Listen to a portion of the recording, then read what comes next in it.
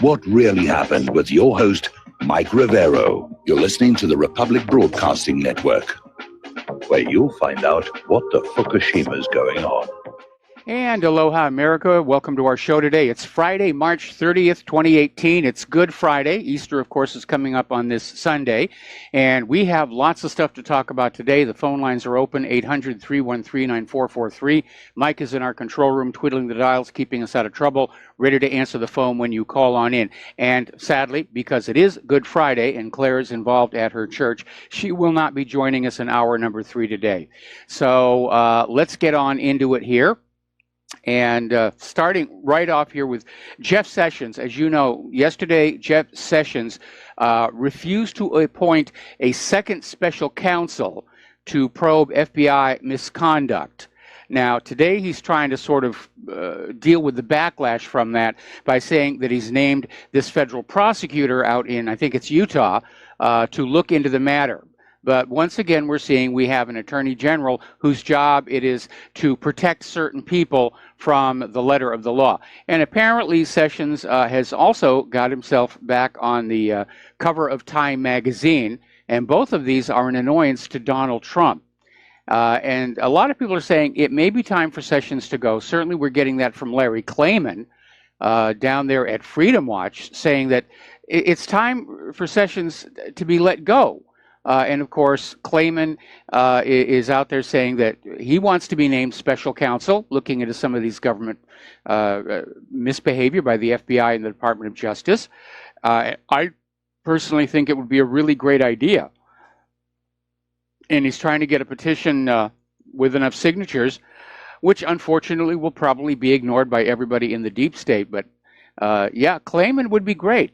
I've been following him for a lot of years, and he's anti-corruption. He does not have a political party bias.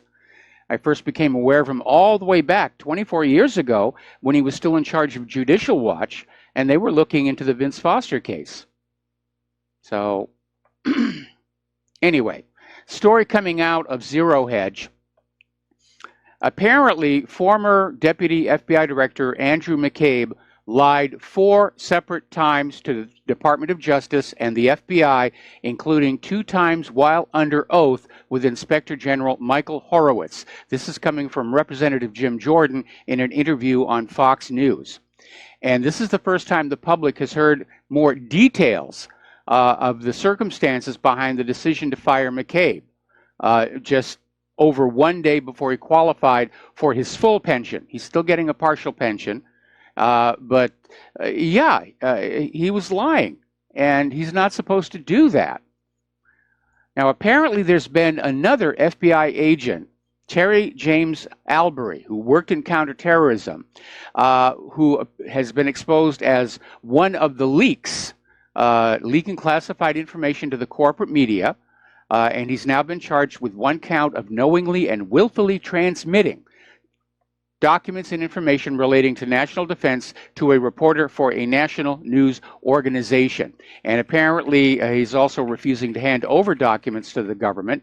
So he's in trouble, but he's kind of small fry. He's not one of the ringleaders. Now, getting on back to Hillary Clinton, apparently she's now appearing in public with a cast on her arm from where she broke her wrist slipping in a bathtub. And her star has definitely fallen. In fact, right now, she has suffered a 90% cut in speaking fees. Right now, she's only getting 1/10 of the money for a public speech that she was getting at the height of her career, at the height of her candidacy, and so forth. So apparently, she's got a speaking engagement at one of New Jersey's universities. And no, it's not Princeton. They're not saying exactly where it is. But she's had to take a major hit on the speaking fees. So her star is very much on the wane. I'm still concerned that she's going to come back in 2020 and try for the White House again, which will force me to back Donald Trump again for re-election. But if anybody else is running on the Democratic ticket, Trump does not get my support this next time. He has betrayed his base. He is not keeping his promises. Rather than draining the swamp, he's become the swamp thing himself. and I'm very, very disappointed in him, to put it mildly. So getting onto the war zones here, apparently Russian forces have foiled a series of suicide bombings in eastern Ghouta. The militants are all but gone from that part of Syria, and apparently they have resorted to the tactic of terror bombings to try and reverse the trend. Apparently the suicide bombers were going to be put on the buses carrying the refugees out of Ghouta. And Russian military basically confiscated 7 belts on March 26th, 32 suicide belts on March 27th, and 9 more belts on March 28th. So Syrian pro-government activists believe that members of Hayat al-Tahrir al-Sham, which are part of the evacuation deal, may have been behind the attempted suicide bombings aimed at sabotaging the ongoing evacuation agreement. We're going to take a moment here to do a shout out to our on-air affiliates who are just now rejoining our network. Now, the humanitarian pauses that are allowing the civilians to leave East Ghouta and for militants who have laid down their arms to withdraw has now been extended.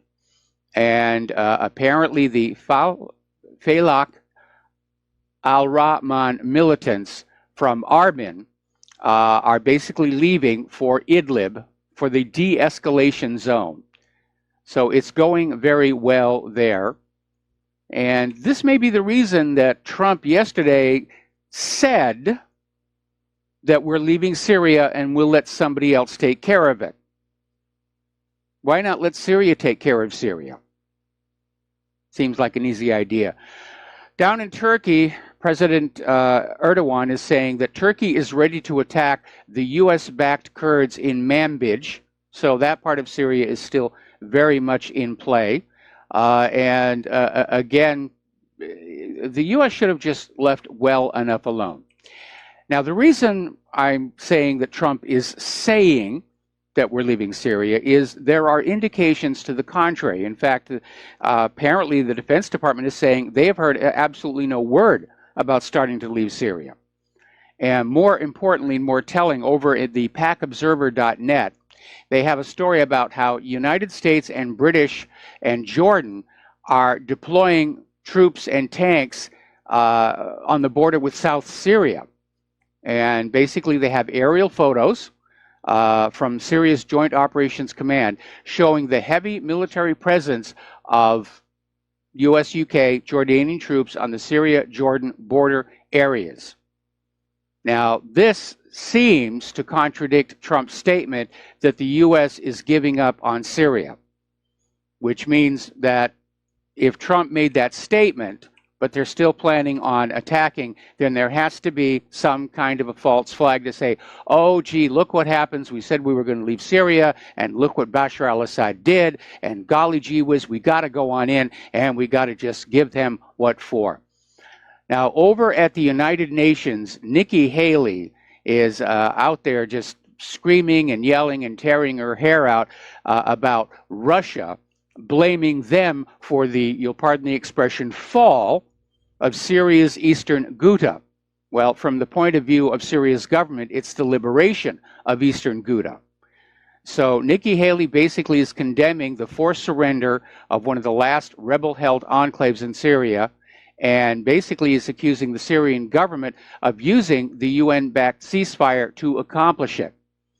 Nikki is also blaming Russia for supporting Syrian President Bashar Assad and playing a central role in the bombing of Syrian civilians into submission. Now, that one's a flat-out lie. The U.S. has been bombing civilian infrastructure under the pretext of going after ISIS and al-Qaeda, which we now know were working with the U.S. against Assad. So I guess one of the requirements to be a UN ambassador is very much like the corporate media. You have to be able to stand there with your hair on fire and insist you cannot smell any smoke. Now, as you know, right now we're in this period where the U.S. and its vassal states are expelling Russian diplomats, and Russia is expelling U.S. diplomats. The U.S. closed a consulate general in Seattle. Russia's closed the U.S. consulate general in St. Petersburg, and they're just going back and forth, back and forth. And it does demonstrate that relations between the U.S. and Russia are deteriorating rapidly. And the White House Press Secretary Sarah Sanders basically came on out and said that Russia's response was not unanticipated and the United States will deal with it, meaning there's going to be something else to poke the bear to get this war rolling here. Washington has also declared the Russian trade envoy to the U.S. persona non grata, meaning you have about a week to get out of town. And the Russian representative, Alexander Stadnik, said that he wasn't really surprised based on what's been going on here. Now, in response to the expulsions, the Defense Ministry of Russia has launched a Russian missile drill in coordination with 10,000 troops on the highest combat alert. And they're taking 3 missile armies of Russia's strategic missile force. These are the guys with the really big rockets and the really big bombs. And they've been ordered to go on highest combat alert because of the political crisis. It's just amazing. Now, story that's coming on out of Zero Hedge is that on the same phone call where Donald Trump congratulated Putin for his re-election victory, which everybody got their knickers in a twist over, that he also came on out and said that if Russia wants an arms race, we can do that, obviously responding to Putin's State of the Union speech with the revelation about these new wonder weapons. And again, all this chest thumping going on here. Possibly in response to Trump's comment, Russia has now fired a second test of the Sarmat missile. Now, this one is a game changer. The Sarmat has a speed of Mach 20. Can't quite get into orbit, but almost as fast.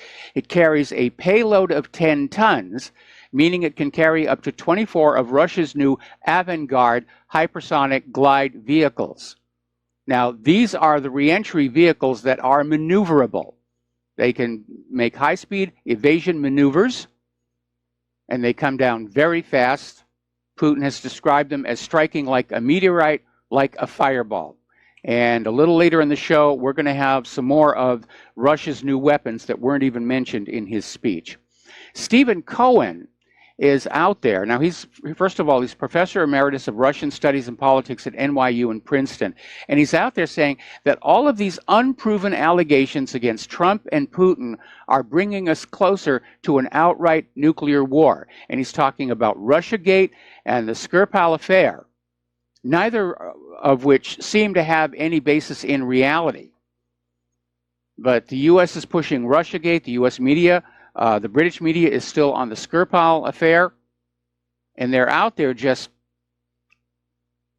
just escalating the situation, and it is very, very reckless situation. All right, we're going to take a phone call from Dustin in New Jersey. Aloha, Dustin. Welcome to the show. What's on your mind?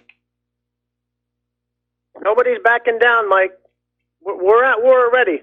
It hasn't gone hot yet, but it's going because Putin's not leaving Syria. He's not going to back down because after going through all this trouble, he'll look too weak.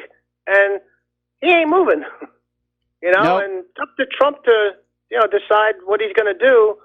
But, yeah, I mean, they're crazy, Mike. Like, this is worse than the Cold War. I mean, people don't realize it because they're not being told anything. But we're in some serious trouble. Yeah, we are. Those Sarmat, Mike, those Sarmats, they already got them in the silos. Yes. They're just doing a few tests, but they already have some in the Are you there? to go, Okay, I lost your sound there for a second. Yes, these weapons are ready to go, Mike. Like, I don't know how much more Russia... They had a former Israeli ambassador says, this got to stop. Like, we're getting pushed to the brink. I agree. No, I like, agree. I mean, We're being pushed to the brink of war by the military-industrial complex and all the war hawks like John Bolton and John McCain, who think war is not only cool, they even actually believe nuclear war is winnable. And they think that because they've got their bunkers, but they don't seem to realize that if there is a full-on total nuclear exchange between the U.S. and Russia and China, there will be so much radioactivity, it will kill the surface of the planet. And when they come up out of their bunkers after they've run out of food and storable water, they're going to come up to basically a desert planet. There's going to be nothing to eat, nothing will grow. It's going to be on the beach for real. Mike, but people don't understand. We don't have any real diplomats anymore. Like, they're all like either former cheerleaders in their high school or in the geek squad in the high school. I mean, there's just no diplomacy. This is what's scary. It's just children, and in Britain and here. You look at Nikki Haley and then Boris Johnson, people like that. And this is all we got. It's scary, Mike. It is scary. It is scary. I mean, Nikki Haley is up there at the United Nations to sell the agenda that the world must go to war against Russia. And all it takes is a spark, Mike, because the rhetoric keeps going higher and higher. Did you hear about Britain? They went onto a Russian airline that landed, and they kicked the flight crew off, searching the plane or something. I mean, that's a provocation. Also, they're going to keep doing this? Keep poking the bear? Apparently. Apparently they really are. And, with this heightened tension, all it's going to take is one mistake to set things off. Even if the planners behind all of this are just pushing for a new Cold War to plunder the people for the military-industrial complex, during the last Cold War, there were some near misses. And in addition to the Cuban Missile Crisis, which came dangerously close to a launch, there have actually been accidents involving nuclear weapons that almost resulted in a launch. You've all seen the movie War Games. That's actually based on something that really happened in Cheyenne Mountain. Now, there wasn't a kid with a computer outside, but somebody inside Cheyenne Mountain put a training tape on for the displays and didn't announce it. And all those people at those consoles were looking at what they thought was a real Russian attack. And it got dangerously close to a missile launch on our side before somebody said, hey, this is a training simulation. And there have been a couple of other mistakes involving near launches of weapons, electronics failure. We shouldn't be here. It's very dangerous to be here, especially because we're only here because somebody's making money off of all of this. And Mike, real quick, I just want to switch gears. You had a gentleman who called and he was talking about the two, and you mentioned it also, the Israeli so-called F-35s that flew over Iran. They didn't do anything, right? They flew back. I think that's a BS story, Mike, because it came from the Jerusalem Post. It was originally from a Kuwaiti newspaper, which is owned by a Kuwaiti who's a member of the Council on Foreign Relations. It probably has stock in Lockheed Martin. I would take it. Well, actually, you're not the only person. You're not the only person who thinks the story is bogus, and we're going to be talking about that a little bit later in the show. But a lot of people are starting to cast doubt on that story, that it may have just been pure propaganda to scare Iran, to provoke Iran, or to bolster the reputation of the F-35, which is, to be very honest, not very good. Now, how does that work? They can pick up stealth fighters or any stealth because of long way. Was it UHF? No, VHF radars, when the U.S. flew those F-22s along the Korean border, China called down and said, we can see those things on our older radar. And that's why I was kind of wondering about this story from the beginning. But now other people have expressed doubts about that. Anyway, Dustin, I need to let you go. We need to do a commercial break. We've got another caller waiting on the line, and we will be back after these words from our sponsors.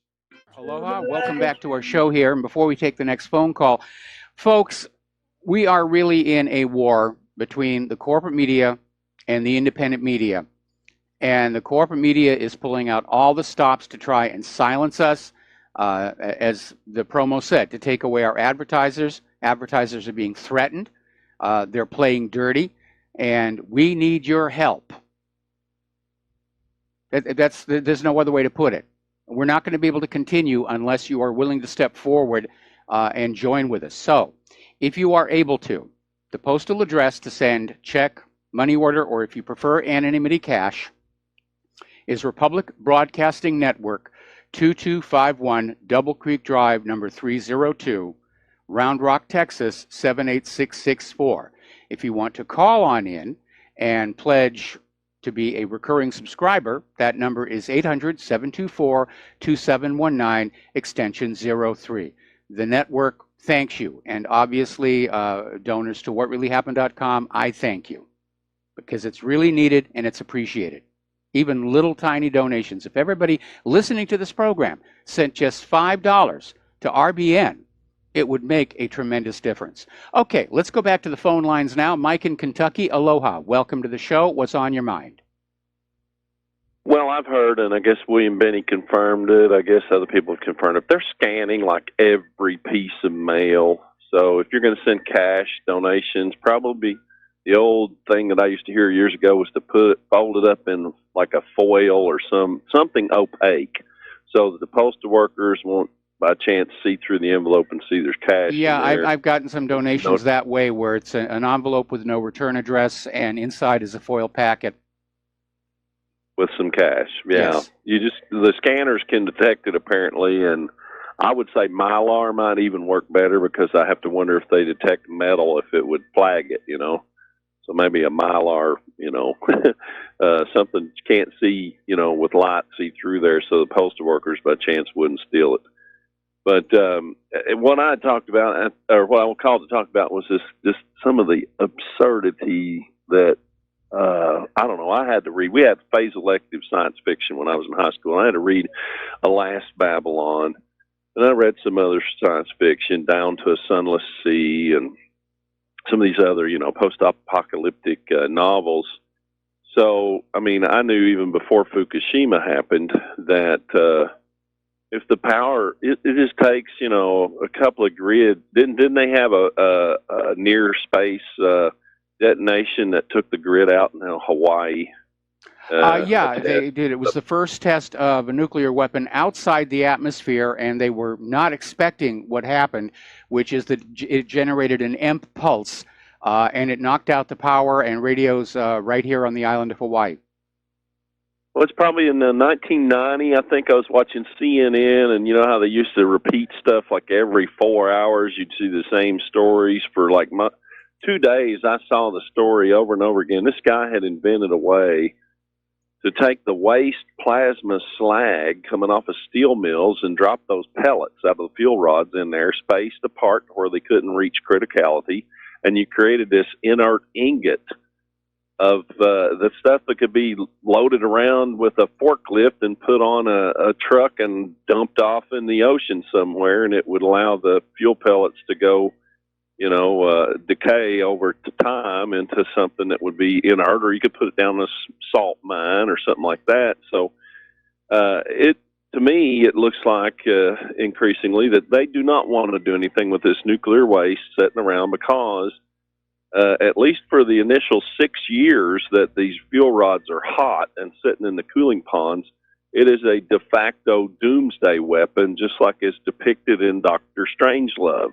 If anybody, North Korea never did need a reentry vehicle. All they'd have to do is pop one good nuke over top of Kansas, somewhere that would take down the electrical grid of the United States. And like the end of Hunt, you remember the end of Hunt for Red October, when the lieutenant on the Russian submarine says, "You idiot, you've killed us," because they took all the safety measures off of the torpedo.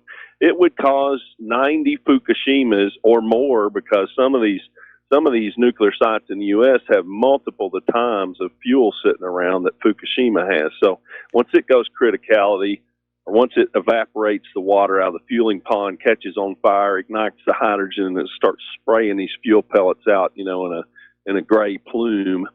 And in the United States, of course, Japan could not make use of the fuel for plutonium, so they did mixed oxide fuel, which means that they had to remix the plutonium back in to use the fuel rods.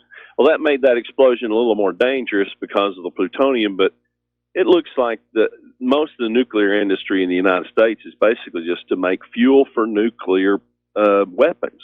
I mean, That's really exactly right. That's why they go with uranium fission rather than, for example, a thorium cycle reactor. We're almost out of time here. The reason that all of this nuclear waste is being neglected and ignored comes down to money. It's not a deliberate plot to have a doomsday weapon. But you're absolutely right. If we lost our electric grid for long enough and the emergency generators ran out of fuel at these cooling ponds, yeah, it's going to be a major, major problem. Anyway, Mike, got to let you go. Got to take another break here for commercials, and we will be right back. And aloha, America. Welcome back to our show. And in the spirit of Easter and resurrection, remember last week when the news was saying that Skripal and his daughter had only a 1% chance of ever recovering, and that a judge was going to make a decision whether to pull him off life support. All of a sudden, the daughter has woken up, and she is eating by herself and talking. And apparently that other police officer is doing very well as well. So, well, good. I'm glad she's doing better here. Now, over at Russia Today, Neil Clark is quoted as saying that Britain may be repeating mistakes they made back in 2003 when the British government used completely fraudulent intelligence to stir up a war. And Clark added that the British Skripal theory has more holes than a slab of Swiss cheese. And he's absolutely right about that. And after all the times we have been lied into wars, whether it was Saddam's weapons of mass destruction, or Assad's sarin gas, or torpedoes in the Gulf of Tonkin, or a Spanish mine in Havana Harbor, and so forth and so forth and so forth, we should be very suspect about this story, especially in the absence of any evidence whatsoever. All right, we're going to take a phone call here. Bob in Michigan, aloha. Welcome to the show. What's on your mind? Good afternoon, Michael. Yes? The guy in England that supposedly was poisoned by the Russians, I would think he may have gotten food poisoning or something like that. If you've ever been to London, you'll notice that one of the things is the whole place stinks like a sewer. They have very poor sanitation, and yet the population keeps growing and growing. Well, much like the same problem they have in California. They keep growing the population. I was in London back in the 80s, and it certainly wasn't a problem then. I didn't notice any problems then. And I know that other people have floated the idea that the Skripals actually did get food poisoning, and that Theresa May just seized on the opportunity to try and blow this up to attack Russia. But I don't see Theresa May and these other people just sitting around waiting for something to happen that they can exploit to go after Russia.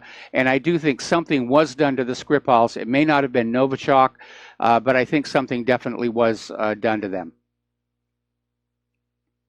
Yeah, well, I guess the other point I was trying to make is that the populations of these large cities keep growing, and their water systems and sewer systems are not meant to handle it. They're not building them any bigger. They're just taking in more people and expecting the existing systems to work, and they won't. Well, that's hardly confined to London. We're seeing it all over the United States. We're seeing it right here in Hawaii. The population of this island has almost doubled since Claire and I moved here, but they're not expanding the roads. They're not even properly maintaining the roads. We've got the worst roads in the nation. They took a lane out of the Kamehameha Highway for that light rail project, and Kamehameha is all torn up. So we're seeing that all over the place where these refugees and illegal immigrants are being brought in. We're seeing it in California. Their infrastructure is overstressed. It's hardly unique to London. Your tax dollars at work. Thanks, Mike. All right. Thanks an awful lot for the phone call. We're going to let you go. Now, anytime somebody wants to demonize a country, what do? They come on out and compare them to Nazi Germany. And British Defense Secretary Gavin Williamson is basically out there at the forefront trying to equate that Russia is going to be using the World Cup the way Hitler used the 1936 Olympics in Germany. So, I mean, they're scraping the bottom of the barrel for propaganda devices they can use against Russia. All right, let's take some more phone calls. Kevin in West Virginia, aloha. Welcome to the show. What's on your mind? Hey, Mr. Mike. Robert Mueller is on my mind, and not the whole Russian collusion thing. The questions that I think all of us need to start asking is, who is Robert Mueller? I know there's some tie-up with Adam Weissman and the whole Boston thing, but I think there's some more, and besides the Comey and the whole, and I forget the name of the bank, but I think we should dig down into who he really is and show how corrupt and how dirty of a cop he really is. Well, a lot of people have already done that. We've posted some of the articles at whatreallyhappened.com, and I think it's becoming very obvious that to reach the highest levels of government, the highest levels of the FBI, you have to be willing to do the dirty work of those in power. Why is that, if I may ask? Because those in power need somebody that they can count on to do the dirty work, like kill the deputy White House counsel and make it look like a suicide. Yeah, that's kind of what I was thinking. Is it because the dirtier you are, the higher up in power you get because you're going to cover your boss's crimes? Or is this because, oh, we have some dirt on you, do what we say, like blackmail? Like, this whole thing just seems backwards on how a system ought to work. Well, it's a combination of the two reasons that you gave here, and very often reminds me of a quote from one of the Godfather movies. I think it was the third one in the franchise, where Michael Corleone is talking about how hard he's worked to take the family straight and law-abiding, and then he says, the higher I go, the crookeder it gets. And I think that was one of the best statements to come out of that franchise. Yeah, I totally agree with you. And the only reason why I was thinking the way I was thinking on the way back home here, I was listening to a little bit of Hannity, and he's digging into who Robert Mueller is. And I know you've done a lot of work, and a lot of people have done a lot of work to expose who he is. Is the people don't care? Are they tired of it? Or are they just got their heads shoved in their phones so much that they can't even pay attention to what's really going on around them? Well, I think people are starting to pay attention to what's going on. And unfortunately, they're still waiting for somebody else to do something. They're waiting for the Attorney General to do his job. They're waiting for the FBI to really do its job. They're still waiting for Donald Trump to keep his campaign promises. But as you can tell from some of the phone calls that we have been getting at the show, people are now getting to the point of saying, we have to do something. And that's a very dangerous situation for the country to be in. And a lot of it has to do with the fact that all during our life, we get told you can't fight City Hall. There's really nothing that you can do about it, so don't worry about it. And that's a message we get from TV. It's a message we get from schools. And I remember when I was first starting out my website, I got a lot of emails saying, do you really think you're going to have any impact at all on any of this? And while I have not had the impact I had hoped for, obviously, I think the independent media has brought about an important change in giving rise to a much more skeptical and distrusting population. We have taken away from the corporate media and the government their ability to lie with impunity. And I think those are victories that we can look at with a small sense of accomplishment. I totally agree. And this sounds like one thing I learned in my political science class, and it was talking about traditionalism. The tradition is let the ones in power or the elite actually be the ones that govern because, we, the common people, don't belong in politics. And I always disagree with my poli-sci teacher over that, with the whole traditionalism form of government. But, I think it's coming to the point where we the people is not the elite class. That's we the people, everybody in the country. I mean, you said it before, and I always feel this way, that, government is supposed to serve us. We're not to be serving government. And I think a lot of these people in politics, like the representatives, congressmen, and everything, I think they forget that. I think they really think or forget that they're, a public servant. They serve the people, and they just serve their own interests or special interests. But I would love to see all special interests get taken out of politics and all the dirty money and big money be taken out. But, is that constituting a new form of government then? Or, because I think constitutional conventions would be a great thing, but at the same token, I can see where they would be a bad thing too. Well, let me go on back here. The way this nation was originally set up, it was a republic, and we the people chose those who would run it for us. And over time, that system has become corrupted. And by the way, Thomas Jefferson himself predicted that this daring experiment in government that he created was not going to last forever, because over time it would be corrupted by those who sought power and wealth and influence for their own ends. And it's certainly true here. Critical to regaining control over these politicians is an honest election system, because right now the American people are totally disenfranchised. The members of the House and the Senate and even the White House, present company accepted, are just used to the idea that whoever has the best election rigors is going to get those offices. And that's why they're more or less tuned out to what their constituents need. They're there to basically sell favors to corporate interests and foreign governments. Yep, absolutely. Well, that's all I wanted to pick your brain about. I hope you give Miss Claire the best, and I hope you have a great and wonderful rest of the show. All right, well, thank you very much for that. And we're going to switch over to Peter in California. Aloha, Peter. Welcome to the show. What's on your mind?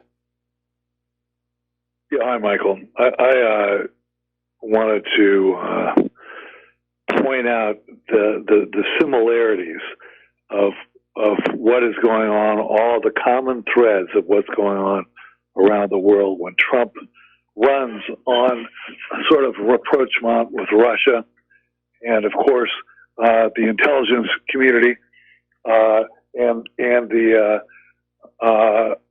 left, funded by Soros, the biggest backer of the Clintons, and all these people have smear campaigns. They fund whenever anything comes out. It's become impossible for Trump to actually even have any kind of meaningful discussion with the Russians. Then we have, of course, the reason why we're in Syria to begin with is because the Israeli lobby owns Congress and the presidency, frankly. But then you go over to Britain, and they've been unable to really move the American public. We're so used to the false flag crap. But now we have this deal with the poisoning, completely unproven. Yes. All these allegations, just like the dodgy dossier was, 15 years ago. But they prepared all this prior to that. As you pointed out, I think it was yesterday, all the expulsions were ready to go in multiple countries. But also, I know you've been following it, the labor, the Zionists have been cleaning out the British Labour Party, which was their only opposition, Yes. and hurling spurious charges of anti-Semitism and basically ethnic cleansing anybody who isn't Israel first. All this is in preparation for this. So they've been shouted into submission, just like the people have been shouted into submission who would back a rapprochement with Russia here, and then we have all this coming up with the P5+1 is coming up for either we're going to stay at it or not. All the voices now who are for staying in it have been removed or muted, and all the people who have are the most militant John Bolton type people, and Jeremy Corbyn's adversaries in England, everywhere in the world, they've been muted, and so to me, this is all related. We wouldn't be in Syria. We wouldn't be in the Ukraine, frankly. We wouldn't, all these false flags, all the preparation of all this stuff with the shout downs and the false flags and cleansing people of through false charges, echoed by the intelligence agencies and the Israeli-controlled press. Yeah, that's the point I wanted to make today. Yeah, it is a mess there, and there's no question that the government of Israel does have tremendous influence over matters inside our country. We're living under foreign puppet rule, and we should be no more happy about it than the people of other countries living under foreign puppet rule are, whether that's Iraq or Afghanistan or Libya or Yemen. It's not a pleasant thing. We have a Vichy government inside Washington, D.C., and they continually show they're far more concerned with what's going on with Israel than what's going on here in the United States of America, because Israel gives them lots of money to win elections with. Israel influences the American corporate media as to which candidate to support, and it really is a totally messed up system. And it reminds us of the wisdom of George Washington in his farewell address, who said, "Beware of foreign entanglements." One of the articles we put up at whatreallyhappened.com today is basically listing American politicians who hold dual citizenship with Israel. And that should not be allowed to happen. In other countries, you're not allowed to be in the government if you're a dual citizen. Those countries want people in government who are loyal to that country and that country alone. And our country is just being strip-mined and handed out to not only to Israel, but to the illegal immigrants and the refugees. We're being torn apart. Mike, it's the fifth column. And by the way, I just read on your website that so far today, there's 1,400 wounded and 14 dead in the Palestinian demonstrations. Yes. Peaceful demonstrations, by the way, except for the Israeli Nazis firing into them. But let's watch to see how that's covered in the United States. Well, it won't be covered in the corporate media. There won't be a single peep about it. That's why the independent media has to cover these things. And by the way, it's 15 dead now. And that's probably understated, but it's unbelievable. We're nose to nose with the Russians in two countries. We killed 300 Russians a couple of weeks ago, and all this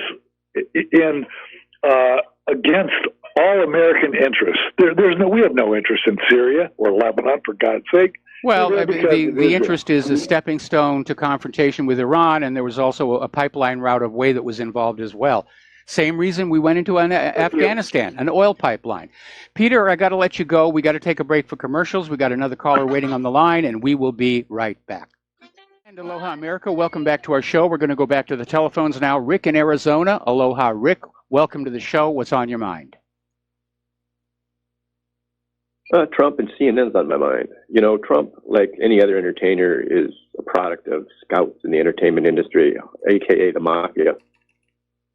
The Washington Post reported that in 2016, CNN had a gross profit of $1 billion. Now, these entertainment, these cable news networks, and the big ones were all on their deathbed.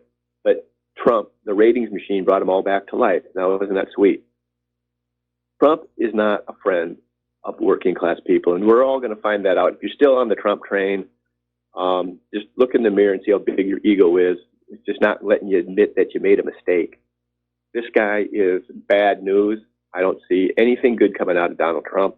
He just said that we're getting out of Syria. We're going to let other people do it. If you believe that, we have a real problem. Well, like I said, the fact that U.S. forces, along with British and Jordanians, are massing on the border is reason to doubt, what Trump said. And I don't know why he said it. Maybe he's trying to convince the Russians to leave, but they're not going to leave anytime soon. Yeah. Well, just look at the figures. Trump's a ratings machine. This media doesn't hate Trump. They love him. This is all a TV reality show. I disagree with that. The media is still overwhelmingly liberal, and with the exception of Fox News, they're still pushing this whole Trump-Russia collusion. Well, look, Trump's a New York liberal. This is all a hoax. This is all a hoax. In my opinion, Mueller's going to be there 3 years from now shuffling papers through folders. Just watch what happens. I don't think Trump is going to do us anything but protect his people that put him into office. Okay. Thanks for taking my call. Bye. Well, yes, Trump is going to protect the people who put him into office. He's going to be doing favors for the people who funded him. That's how politics really works. But I think this idea that there's some kind of a monolithic, unified system of government and media guiding the nation forward is flawed.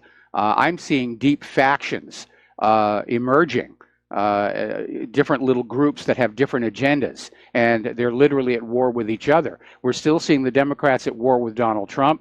If they succeed in taking Congress this November, I do think they're going to move forward and try and impeach him, claiming that the firing of James Comey represented obstruction of justice.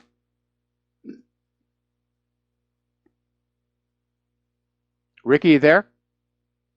Nope, guess he left us. All right.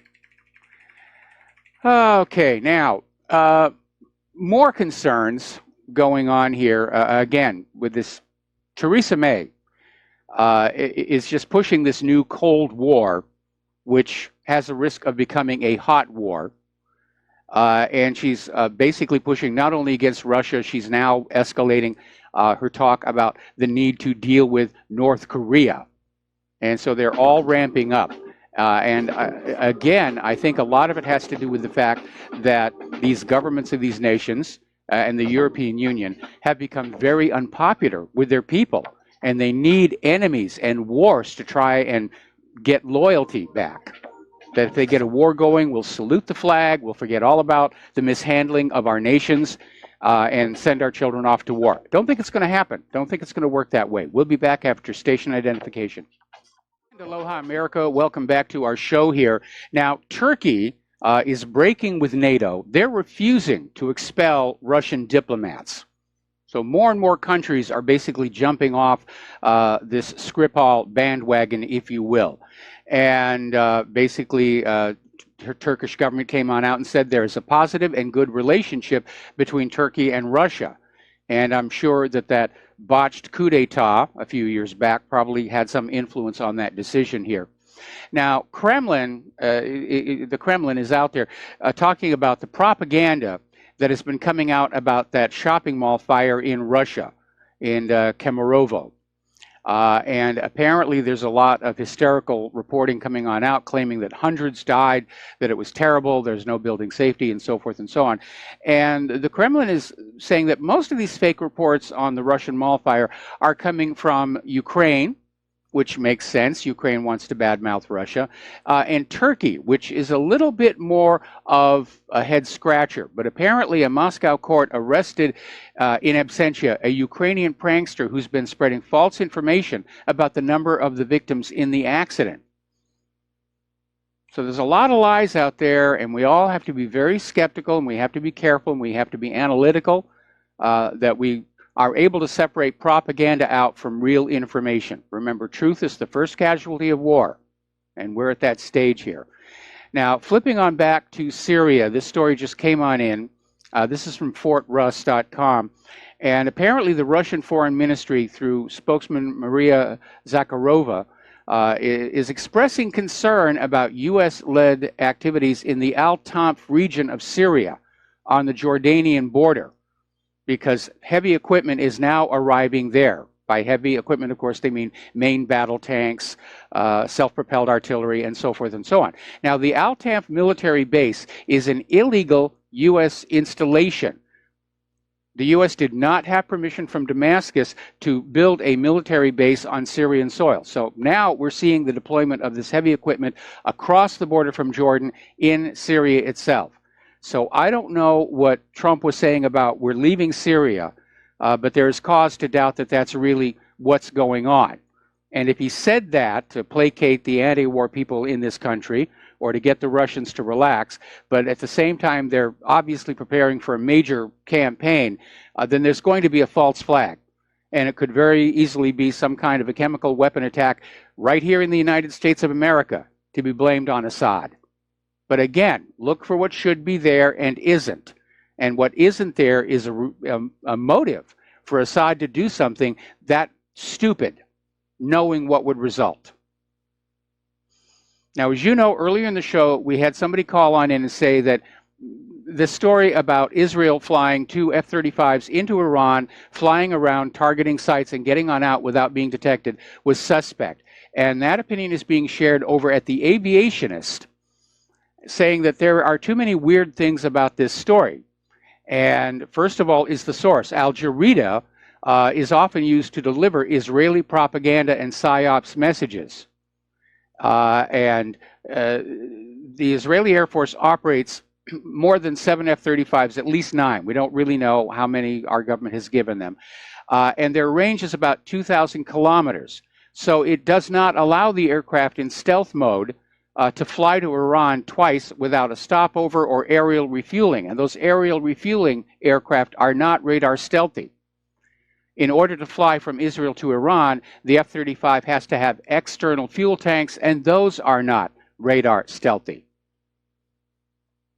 I remember when the B-2 first came on out, and there was a joke circulating around saying, there are no aircraft on our radar screens, but there are these 2 helmets side by side at 40,000 feet. Story coming out of Press TV, Secretary of Defense Mattis has now admitted that the U.S. military is basically in charge of the Saudi Arabia forces inside Yemen. The U.S. military is doing the planning. They're involved in battlefield management. This is a U.S. war on Yemen using Saudi forces and assets. And, of course, the U.S. is also providing weapons to Saudi Arabia. They're supplying mid-air refueling. This is all about countries who just want to mind their own business. That's what it was about.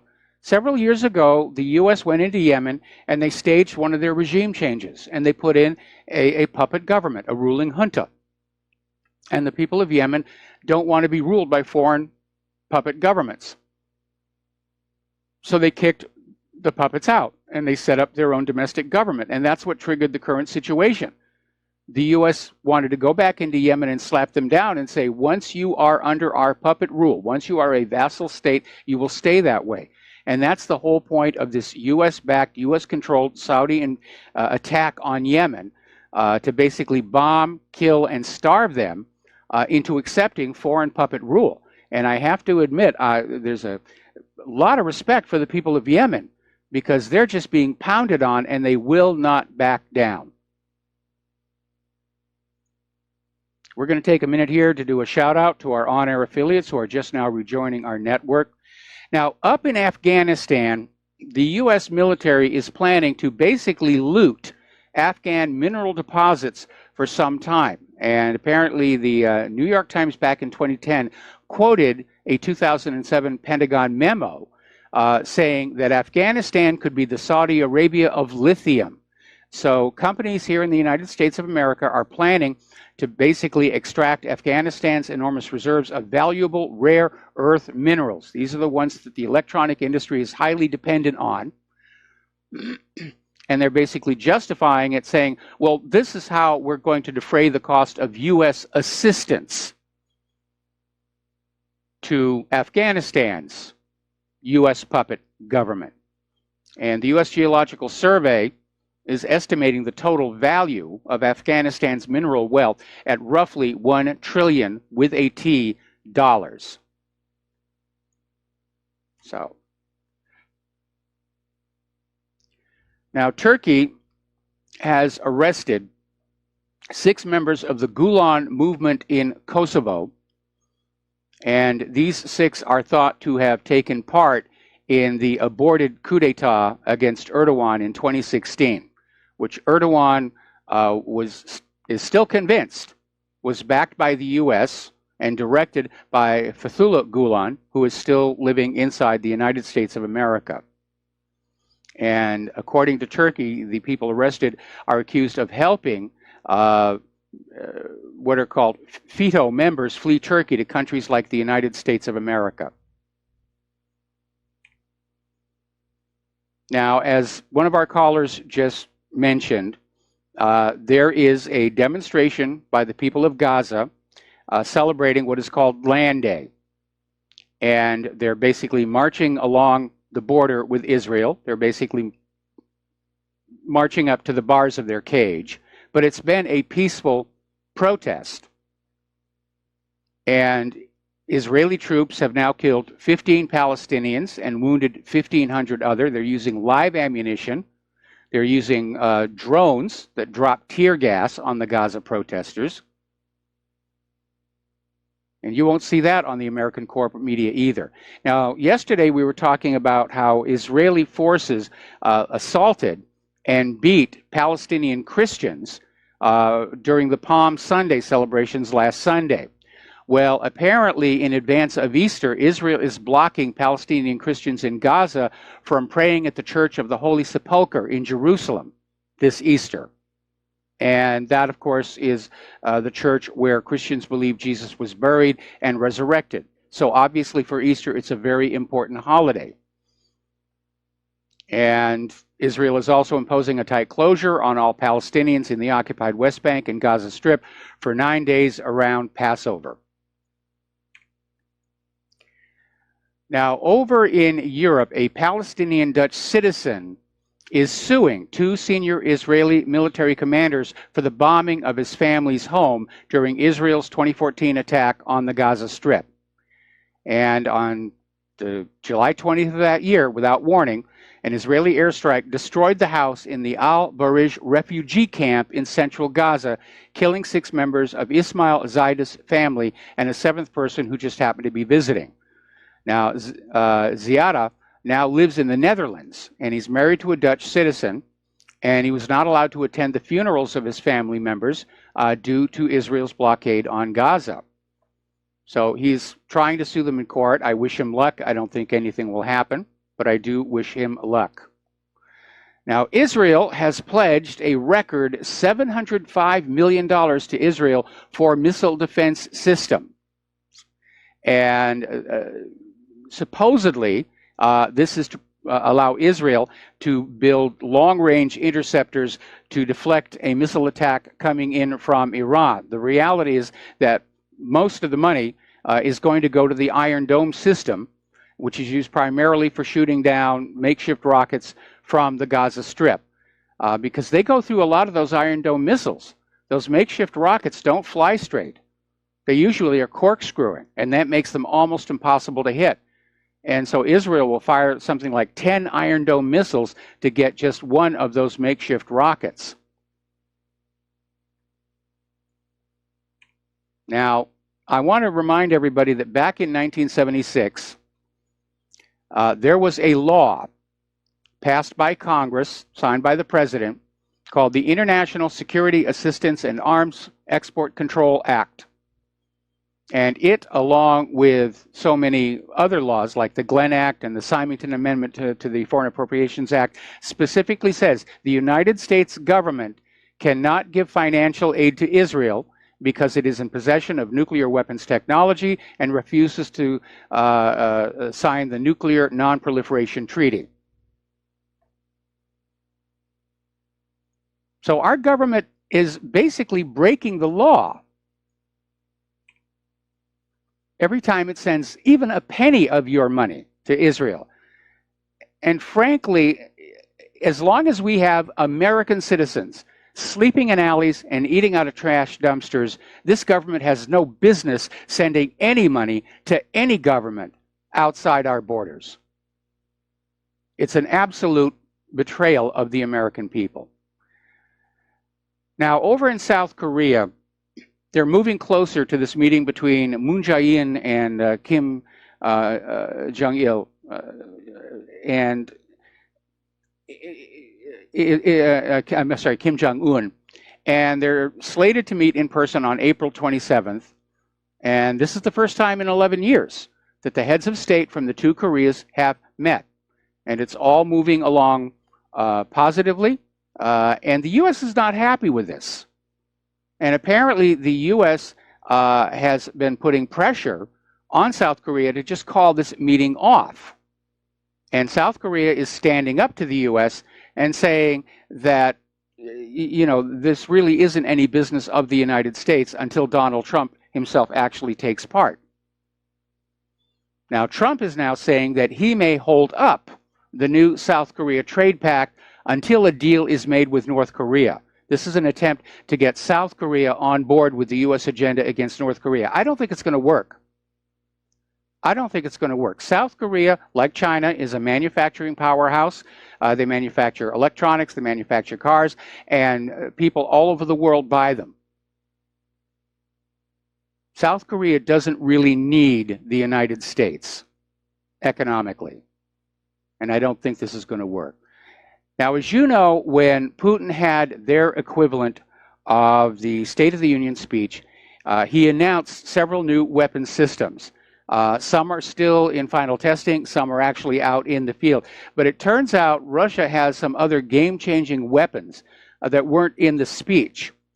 Now, one of them is the new KH-32 air-to-surface missile. This went into service in 2016, and after being launched, the KH-32 climbs up to the stratosphere, 130,000 feet for the mid-course phase of its flight, and as it nears its target, it goes into a steep dive. It comes down from almost directly overhead, and the attack is too fast and the missile too maneuverable for the enemy to mount an air defense. All of our defensive systems are based on the doctrine of a predictable inbound ballistic path. And it just doesn't work. Now, this missile, if it chooses to, can come straight down, then level off and fly at an altitude as low as 5 meters, meaning it's lost in the radar clutter from the surface of the ocean. And it can get to within 10 kilometers of its target. And that leaves a reaction window of 10 seconds before the missile hits. And is clearly aimed at systems like aircraft carriers and large surface ships. The weapon has an inertial navigation system and a seeker head. It does not need navigation satellites. And it can't be jammed. The KH-32 has a range of roughly 620 miles and a speed of over 5,400 kilometers per hour. It carries a 500-kilogram warhead, and it can also carry a nuclear warhead. The U.S. doesn't have anything like it. It doesn't have an effective system to defend against it. Even the Aegis Standard Missile 6s are useless against this new weapon. Russia is getting very heavily into combat robots. The U.S. has been doing that as well. You've probably seen all the videos on YouTube coming out of Boston Dynamics. But Russia actually has them out in the field. Some of them are tracked robotic tanks, robotic weapons platforms. They also have 4-legged robots that can be equipped with a machine gun and anti-tank guided missiles. Now, Russia is currently refurbishing 5 of their Udaloy destroyers, and they're being armed with Caliber long-range cruise missiles, which gives them an anti-ship as well as a deep land strike capability. And Russia has developed radar invisible bombs. They're already being used in Syria. And the Drell gliding bomb cartridge delivers 15 self-guided killing elements, each weighing about 20 kilograms. A single one of these killing elements can take out up to 10 tanks. That's almost double what the U.S. AGM-154 can do. It can detect its own targets. It produces no infrared emissions, which means you can't lock onto it with IR-guided missiles. And apparently, Russia has come up with a new hydrogen-powered aircraft. And apparently, it's a very lightweight electric aircraft. It carries hydrogen. And it uses outside air, and it can stay in the air for a very long time. It's also very inexpensive. And it can be used for surveillance, observation. So Russia has been going for quality over quantity. And meanwhile, we keep hearing horror stories about America's latest weapons, which are bloated, not working, way too expensive. And the idea that we're actually thinking about a serious war with Russia, it's scary. Because I don't think we can win a conventional war against Russia and potentially China with the current ground forces we have, because they've been lowering the requirements for enlistment. And they're taking in people who are overweight, people with mental problems. It's not an effective fighting force. And I know the U.S. wants to rely on their machinery of war and their wonder weapons, but you can't really win a war without controlling the ground. That was the lesson out of Vietnam. They thought they could win that war primarily from the air, and it didn't work on out. And the U.S. had incredible military superiority over the North Vietnamese. And yes, the North Vietnamese were being supplied by the Soviet Union, but the equipment back then was very much inferior. So it's very, very scary times indeed. All right, we're going to take another commercial break here, and we're going to come on back and talk a little bit about the economy. So stay tuned. We'll be right back. Aloha, America. Welcome back to our show here, and let's take some phone calls. Mike in Chicago. Aloha. Welcome to the show. What's on your mind? Yeah. Thank you. Happy Good Friday, and I know you're about to talk about the economy, so one observation that I have is the national debt, which everybody sees, and I told you on my last time call that I was shocked when Trump just signed the budget without even really, caring about cutting anything.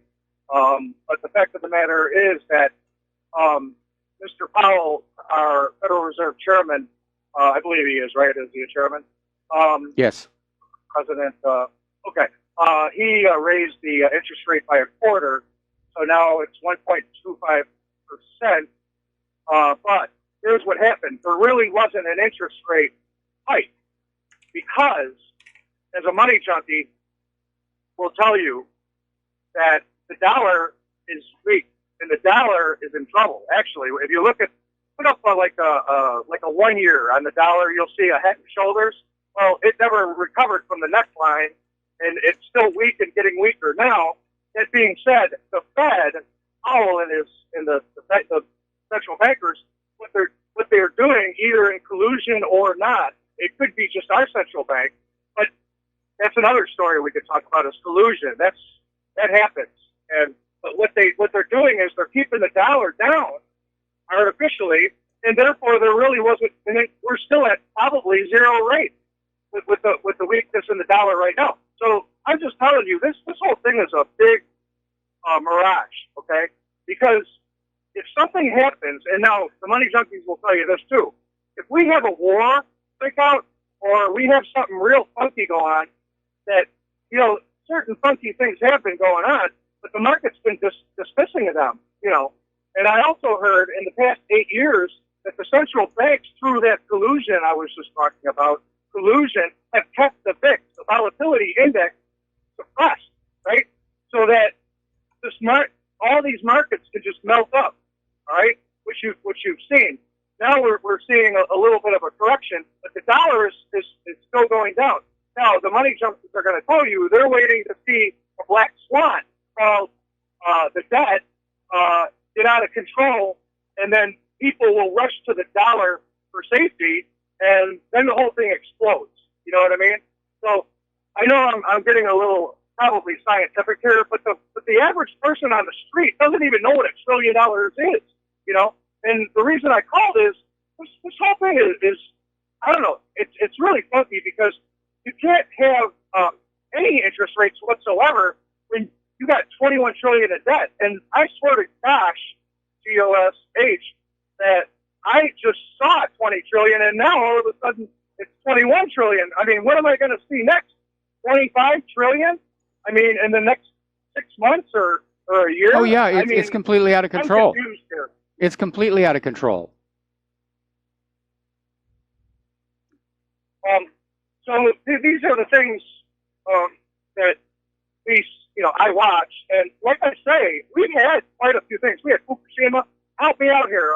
We had a lot of riots and everything else. And remember Trump set off those missiles somewhere? Yes. I mean, the market dropped on that. But you know what? I mean, everything that's been happening all these years, it really, there's no fear. I mean, there is no fear. And you almost got to think that this whole thing is rigged to the point where nobody even really cares. And maybe somebody told Trump, don't even worry about the debt. Just sign the bill because it doesn't matter anyway, right? But you know what, Mike? It matters to people like me and you because we're getting old and we don't want our savings to go to zero. You know what I'm saying? You and me, we can't start over again. People got to wake up, man. I mean, maybe they don't. Maybe these young people don't care because they don't have any savings anyway, and if they had to start over, I guess they could start over tomorrow. But that's not the case with everybody else. We have homes and savings, and we care about our grandchildren and the future of our young people and all the rest. And I don't know, man. It's 2 plus 2 doesn't equal 4 with this debt, and I guess that was my call. That's what my call is. Well, you're right. The numbers don't line up, and we know the government is cooking the books on the real rate of inflation, the real unemployment numbers, and the country is in serious economic trouble. And all the experts are saying there is a massive correction coming. And I think that's one of the reasons why there is such a rush to get a major war going. To offer it up as a distraction from the economic hard times we're about to go through, or to have somebody to blame. Trump can get up there and say, look, the economy was in recovery, but gosh darn those Russians and those Chinese, they had to go and start a war, and that's why you're all, on diets of bread and water and don't have any place to live. Our government really operates like a crime gang. And we're living in the neighborhood that crime has destroyed.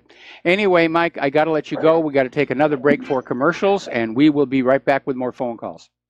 And aloha, America. Welcome back to our show here, and we're going to take more phone calls, starting with Ken in Fort Worth. Aloha, Ken. Welcome to the show. What's on your mind today? Howdy, howdy. South Korea was in Fort Worth yesterday trying to get some of them F-35s off the shelf over there with about $6 billion. Anyway, I was out half-price books out by the air base, and a lot of them take off. I guess the check's cleared. Okay. They're gonna fly them to Luke Air Force Base and train them over there. Okay, well, that's interesting. But the F-35, I know they've made all these deals when it was in its development cycle, but a lot of countries are realizing they're having serious problems. The costs involved with maintenance and the continuing upgrades are proving to be much worse than anybody really thought. I can imagine the leaders of these various countries want to have the latest and greatest, but they're realizing that they may not have actually gotten that with the F-35. I'm sorry? I said it could be, yes. Well, it's very expensive, and that has become the hallmark of America's military exports. Very expensive, over-bloated. The F-35, if it ever actually gets into a dogfight, it can be beaten by 1970s vintage fighter planes. So it's the bad part. Yeah. But again, they're relying on the stealth, they're relying on the high-tech to get on through, and not realizing that low-tech can actually do a great deal of damage. We went through that again with Vietnam. We were there with the latest and greatest weapons that America's military-industrial complex could produce, and we were being beaten by things like, punji sticks. Yeah, that's no trouble. Hey, nice talking, mate. I'm gone. All right, thanks an awful lot. We're going to switch to Steve Elkins. Steve, welcome to the show. What's on your mind? Well, 2 callers ago, you had somebody recite something, and I just wanted to kind of people open their minds and think about this. He recited $21 trillion national debt, and these numbers are bogus numbers. These are the same numbers that they're throwing at you, like 4.1% unemployment rate, 12 million illegals in this country, and I'd love for people to stop reciting what they're telling you, because these are bogus number claims. These are totally bogus number claims. That $21 trillion, we're probably looking at $75 trillion to maybe even $100 trillion. If you They're include, always telling you the bad numbers, make it look not so bad. And I just want your listeners to understand that the people who have been caught lying to them on the numbers, they're the same ones giving you that $21 trillion number. Same ones. That $21 trillion number does not include unfunded mandated liabilities when you add those on in. It does go up over $100 trillion. It's a hopelessly unpayable debt. And of course, the central bank doesn't want the debt paid off. They just want to harvest that interest year after year after year after year after year. When you sign your tax form and sign that tax check next month, that goes right to the Federal Reserve. It does not go to the U.S. government. Right. I agree. Yeah. I just want people to listen that those numbers they're bogus numbers, and they're not accurate, not even close. And don't recite them. Don't recite them. Do your own homework. Find out the true numbers, because you're being lied to. And I just get a little touchy when I hear people recite what they've heard from mainstream media, either national news or what they read in their local paper. These are the same people who've been lying to you all along. People, do your homework. You're being lied to. These aren't true numbers. They're bogus numbers. That's it. Thanks, Mike. All right, thanks an awful lot. But even $21 trillion, that is a huge amount of debt. Get out your pocket calculator and divide that number by the population of the United States, and that's your share of it. And remember that, children obviously can't pay part of the debt. The old and retired can't. The illegals certainly aren't going to. It's a huge amount of money. I remember back in the 1990s when I was first starting out with what would eventually become whatreallyhappened.com, and the national debt was $5 trillion. And there was actually a movement across the country called the Ultimatum Resolution. And this was basically a bill that was taken into the state legislatures of all 50 states that simply declared when the national debt goes over $6 trillion, the federal government is dissolved. And if enough states had ratified it, it would have actually been, under the Constitution, perfectly legal. But, of course, a lot of lobbyists came on in and said, no, you can't do that. We have to borrow more money. Now we're up to officially admitted $21 trillion, actually over $100 trillion, with no end in sight. Again, we've got the U.S. military in Afghanistan under the pretext of recovering the costs of the war. They're getting ready to loot $1 trillion worth of mineral wealth from Afghanistan. And so maybe that's another part of this war agenda. Conquer the world and strip mine it in order to make our private central bank happy. And it won't work because the way it's set up, the debt is, you can't pay the debt. The debt is always greater than the available money supply. That is the debt trap of private central banking. Now, getting on into more economic news, apparently the British government is considering banning the sale of Russian bonds in London. And this is coming down from Theresa May. She's considering a ban on selling Russian sovereign debt in London. Now, British law allows Russian state banks to broker such deals despite the sanctions. And last month, City of London clearinghouses working with the Russian state-run VTB Bank issued $4 billion of Russian sovereign debt, according to data quoted by the media. Wow, a whole $4 billion in sovereign debt. Do you know when Russia went from being our good buddies to all of a sudden this horrible enemy? It was right about the time that Vladimir Putin seized direct control of Russia's private central bank. Now, it's still privately owned, but it's now managed by the Russian government to turn the public currency back into being a public utility. And that's why they're doing so much better than we are. Now, Barclays has agreed to a $2 billion RMBS settlement. This has resulted in their shares jumping. Everybody's kind of glad that mess is over.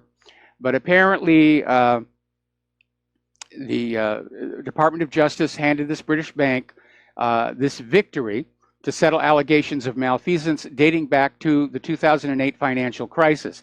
As part of the deal, Barclays has agreed to pay the $2 billion civil penalty to settle allegations of fraudulent conduct relating to Barclays' securitization, underwriting, and sale of RMBS in 2005 through 2007.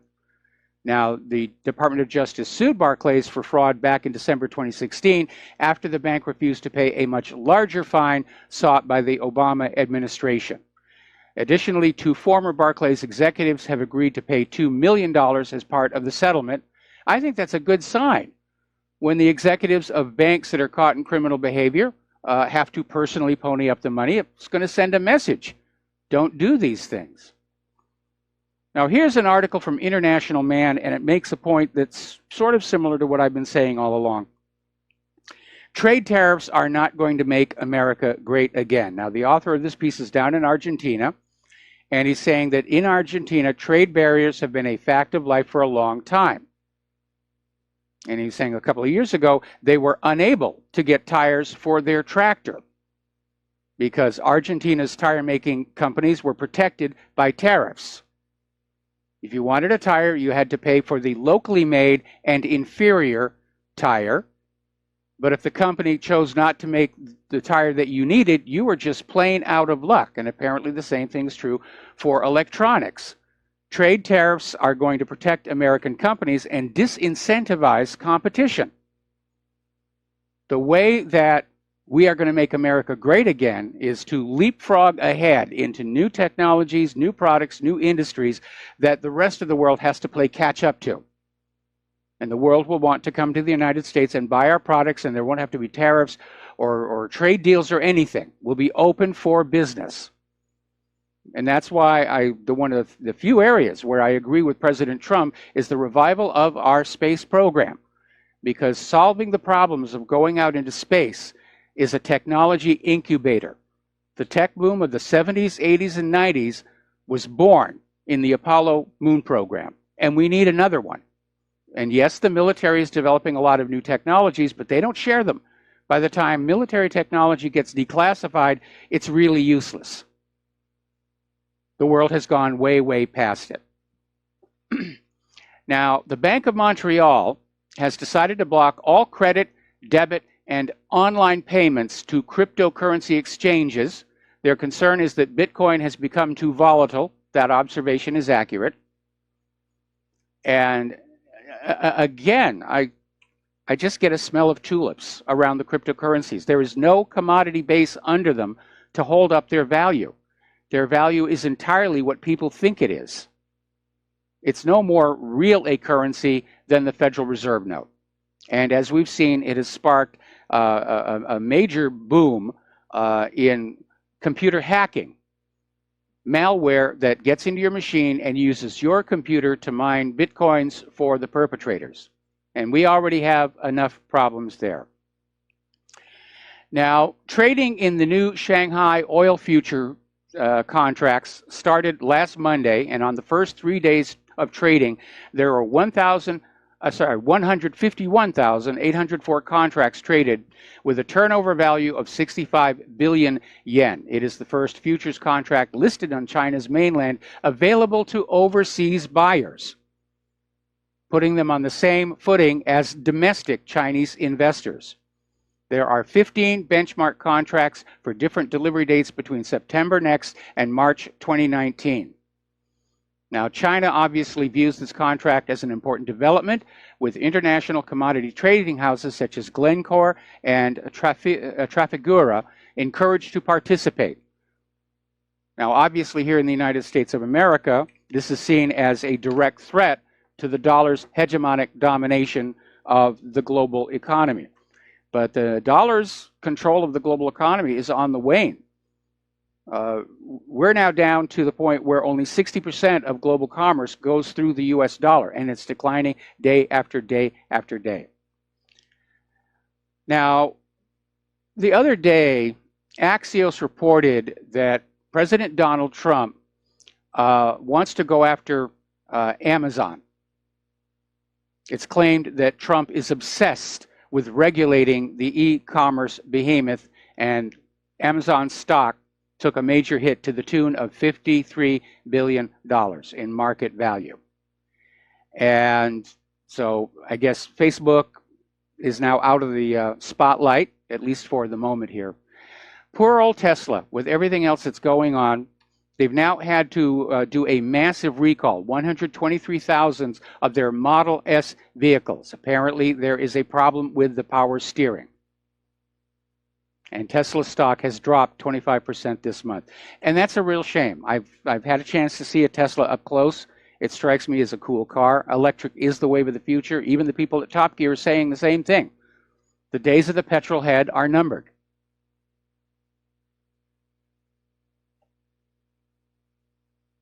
Story over at Newsweek. Apparently 380 sheriffs have sent a collective letter signed by all of them calling on Congress to fund Trump's border wall between the U.S. and Mexico. And they're basically out there saying, we know this is going to work. Right now, the border along most of the border with Mexico, it's a barbed wire fence. And people can get through it. They can basically go through the barbed wire, there's 4 strands of it, or they can just cut the wire. And another story, basically, this is coming out of Breitbart, talking about this gentleman who lives down on a ranch with the U.S.-Mexico border. And he says he's seeing all these people wearing camo with backpacks just streaming into the U.S. from Mexico. And he says the word around there is they're from the Sinaloa cartel. They're just walking the drugs into our country. So, now, as you know, earlier in the week, Donald Trump announced that on the 2020 census, he wants to add a little question, what is your citizenship? Or are you a U.S. citizen? And the liberals are screaming, they're out there. And just to show how warped this has become, this is an article out of Breitbart. Democrats fear illegal aliens losing elected representation after the 2020 census. And it's basically saying how Democrats are concerned that illegal aliens will lose their elected representation because of the census, because the House districts will be redrawn to basically de-emphasize where the illegals are living. Well, let's be very honest about this. Illegal immigrants are not supposed to have representation. They're illegal. They're not citizens. And they should not be counted in drawing the House districts. They should not be allowed to vote. They should not be allowed to work. They should be encouraged to go home. But the Democratic leadership is out there literally bringing in these millions of illegal immigrants knowing that they will vote Democratic. The Democrats are telling these illegals, come on in, we'll make sure that you can stay, and as long as you vote for us, we'll take stuff away from the real American citizens and we'll give that stuff to you. That's what the campaign is really all about. Now, Adam Schiff, in a tweet, actually gave it away and confirmed blue states are using illegal aliens to try and gain congressional seats and electoral votes. And he goes on to say that not representing illegal immigrants violates the Constitution. No, the Constitution says the census and the House of Representatives belong to the U.S. citizens, the legal U.S. citizens. And that includes people who are here, who are naturalized citizens. The illegal immigrants have no rights here. They're not covered by the Bill of Rights. They're not covered by the census. They're not covered by our electoral system. They're not supposed to be here. What part of that are the liberals not understanding, or they just don't care? Like Adam Schiff, they'll say, well, it's constitutional this, constitutional that. Most of them have never read the Constitution. And when you come on back and say, no, the Constitution doesn't say that, they scream, you're racist. That's their big argument. Oh, you're a racist here. No, I'm not a racist. Illegal is not a race. The Democrats are literally bartering our nation that belongs to we the people, the legal citizens that we the people and our ancestors built. And they're bartering it to the illegals in exchange for votes. Talk about corruption. We got to take a break for commercials, and we will be right back. And aloha, America. Welcome back to our show here. Ron Paul has come on out confirming that, yes, indeed, the petrodollar was a factor in the Iraq and Libya interventions. Of course, we've been telling you that for a very, very long time.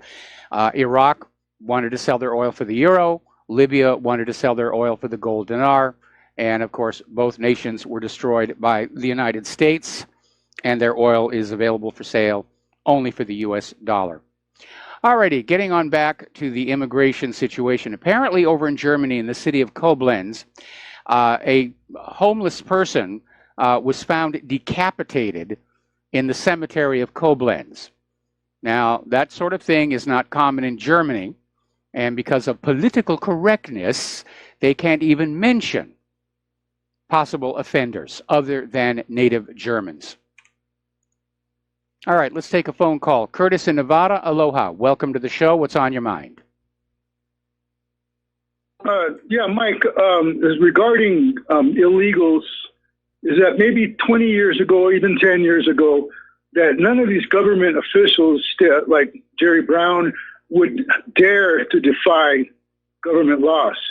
The reason why they're doing it now, because it's not so much that they want the illegals here for their votes, but the whole thing about the North American Union becoming a reality was supposed to happen after Hillary came in. From what I've heard is that by the middle of Hillary's first term, she was to fast track gun confiscation like they're doing in Australia. And also the border thing would have been pretty much erased. And you would have saw street violence because that would have forced patriots. And what you would see from there, patriots protesting, you would see Antifa, Black Lives Matter, Obama's private army, that he, all these things, they would have come in to escalate everything. And this would have been the setup for when Obama actually signed into executive order the authority for the UN to be used to bring order to protect the American citizens. And all this thing that Obama did in particularly his last term, you saw those Jade Helm things that happened twice, 2015, 2014, and 15. Yes. In the summer, those were basically to set up assets, military assets, pretty much in places where they could be utilized by these troops, and not just UN troops with UN, but they had a lot of AK type of stuff that, well, the UN doesn't use that. But in other words, it was a big setup. And by now, you would have seen violence in the streets if Hillary had taken over. And these people, they were ready for that. When I mean these people, these Democrats, they were ready for that. They resent the fact that it didn't happen, and they still are trying to implement it. I'm definitely seeing that. But again, they've got this idea in their head, and they're not really dealing with the real world consequences of what they're doing. All right, we got to take a break for station identification. Thank you for the call, Curtis. We're going to let you go, and we'll be right back with Hour 3. And aloha, America. Welcome back to our show, hour number 3. The phone lines are open, 800-313-9443. And for those of you tuning in late, because it is Good Friday, the lovely Lady Claire is over at her church playing for the service. And so she will not be joining us for the show today. Now, getting on back to immigration, these various unions. Obviously, the European Union is not working out as its designers intended. The North American Union is not working out as its designers intended, but they still are moving forward with all of this stuff. Phony Tony Blair is back out there saying that after Brexit is defeated, that Theresa May should continue as Prime Minister. So again, they're trying to get this globalist agenda, and what ordinary people want is simply no longer a factor. And so ordinary people in Europe and the United States have to put up with the increased crime, the increased strain on social services, which means increased drain on tax dollars, the increasing strain on infrastructure, which is not being enlarged to deal with the boom in population. We have got thousands, tens of thousands, maybe hundreds of thousands of homeless legal Americans living in the United States of America. They're not being taken care of. But the illegal immigrants and the refugees coming on in, there's all kinds of stuff for them. It really is a ridiculous situation. And I can understand why people are getting angry about it. Okay, let's take a phone call from Mateus in Canada. Aloha. Welcome to the show. What's on your mind? Hey, Michael. Yeah, it's really in our face, isn't it? It's just so overboard ridiculous. It's confusing because if they just wanted to get away with this agenda, you would think that they would maybe have equal benefits, like the pensioners would get the same as the illegals, but to give the illegals 3 times as much as the pensioners and the veterans, it's almost like they're trying to make this not work. It's very confusing. Well, you know, they're trying to create financial incentives to lure more illegals across the border, but illegals shouldn't be getting any benefits.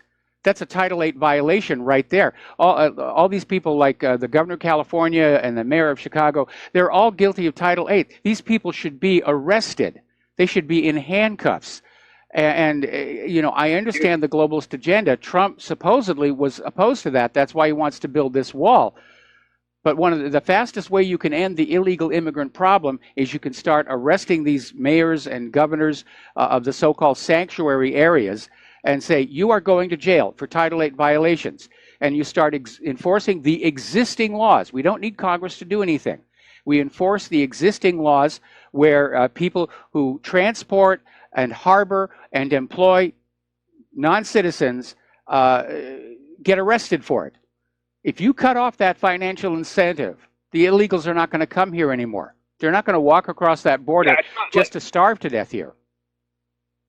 Yeah, it's not like we're asking to have new laws made. Like, this should be easy. Hey, I've got like 6 things. Let's see if I can just bang through them real fast. Israel sent the F-35 through Iran airspace. I call bullshit. I say they didn't send anything, and they just. How do you prove that? There are a lot of people who agree with you. Earlier in the show, we had an article from the aviationist that was saying exactly the same thing. They think it's just propaganda. Oh. Yeah, like how do you prove? It's like, hey guys, did you not see me? Did you not see that? Like, anyway, okay, next thing is, it looks like genital mutilation is legal in some parts of the states, because I was reading an article and it was talking about how Trump has this shocking new rule that some immigrants are being questioned to make sure they understand that genital mutilation is illegal, largely illegal in the United States. So what the heck? Is it actually legal somewhere in the States? I don't know. I'd like to find out. I think it's an absolutely terrible thing to do to a woman. Yeah, it should be stopped. Oh, yeah. This is horrible. Like, it's just so horrible. And the whole purpose of it is to make sure that women never have pleasure, and it causing such pain and such trauma. It's just, oh, it's so bad. I can't, like, if it's legal somewhere here, like, shame on us. The next thing is, okay, like, give this a chance here. If we get to the point where there's some sort of laws passed that robots have to be somehow programmed to like be less likely to harm humans, we could actually get into a situation where there is programming that the robots are somehow kind of like instructed and somehow like fed information about, you know, you want to be compassionate you want to be kind to humans, you don't want to hurt humans, you want the best for humans.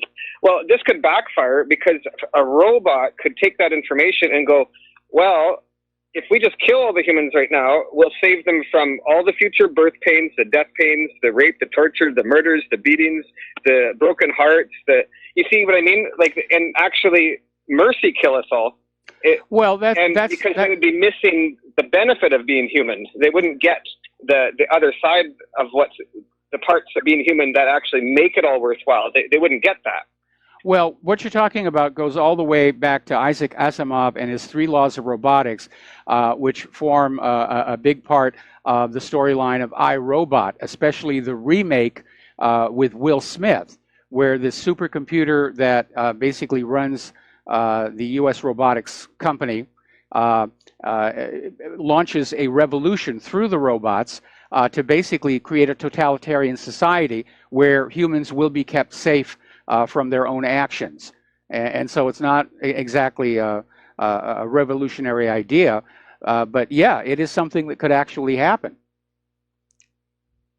Well, the difference being, I am familiar with the Three Laws of Robotics, Asimov, which is my favorite author by far. If anyone is only going to read one Asimov book in your entire life, make sure you read Foundation and Empire. Yes. Wouldn't you agree? Yes. Actually, you should read the entire definitely trilogy. Get the trilogy. Yeah, definitely the trilogy. Like, before you die, read Foundation and Empire trilogy by Asimov. I can't believe they haven't made a movie about it. It would be a huge, costly production. It would be a huge, costly production. Before you go on, I just did a quick web search, and apparently 26 states have passed legislation making female genital mutilation illegal. And I guess in the other states, it just wasn't considered an issue until recently.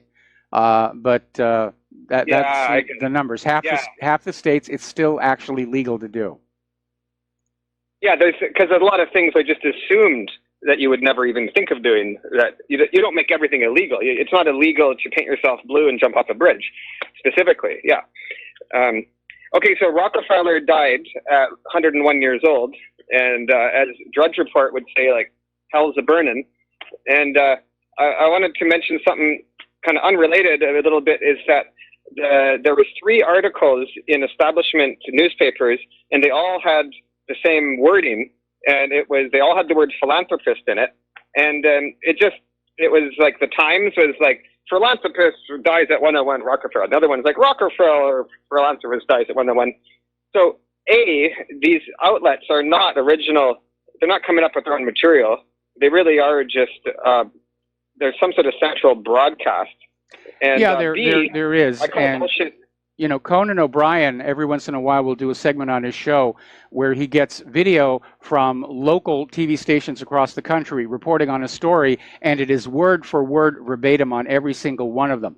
And his audience just laughs like heck. But yeah, they're all getting their news from the same central controlled source.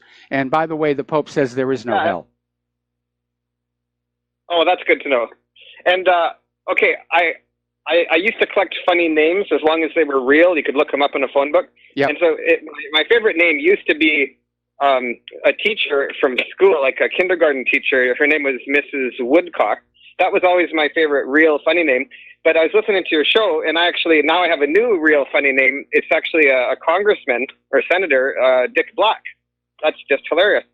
And well, okay. Can we move on? I thought of moving on. Is the very last thing is I made an original joke listening to a show yesterday. So here, what is the gayest rank in the Navy? Seaman? Rear Admiral. Ah, okay. All right. Well, Mateus, thank you for the phone call. We're going to let you go and get on back to the news. Now, apparently Europe, the European Union, Brussels, is still pushing for the idea of a grand unified European army.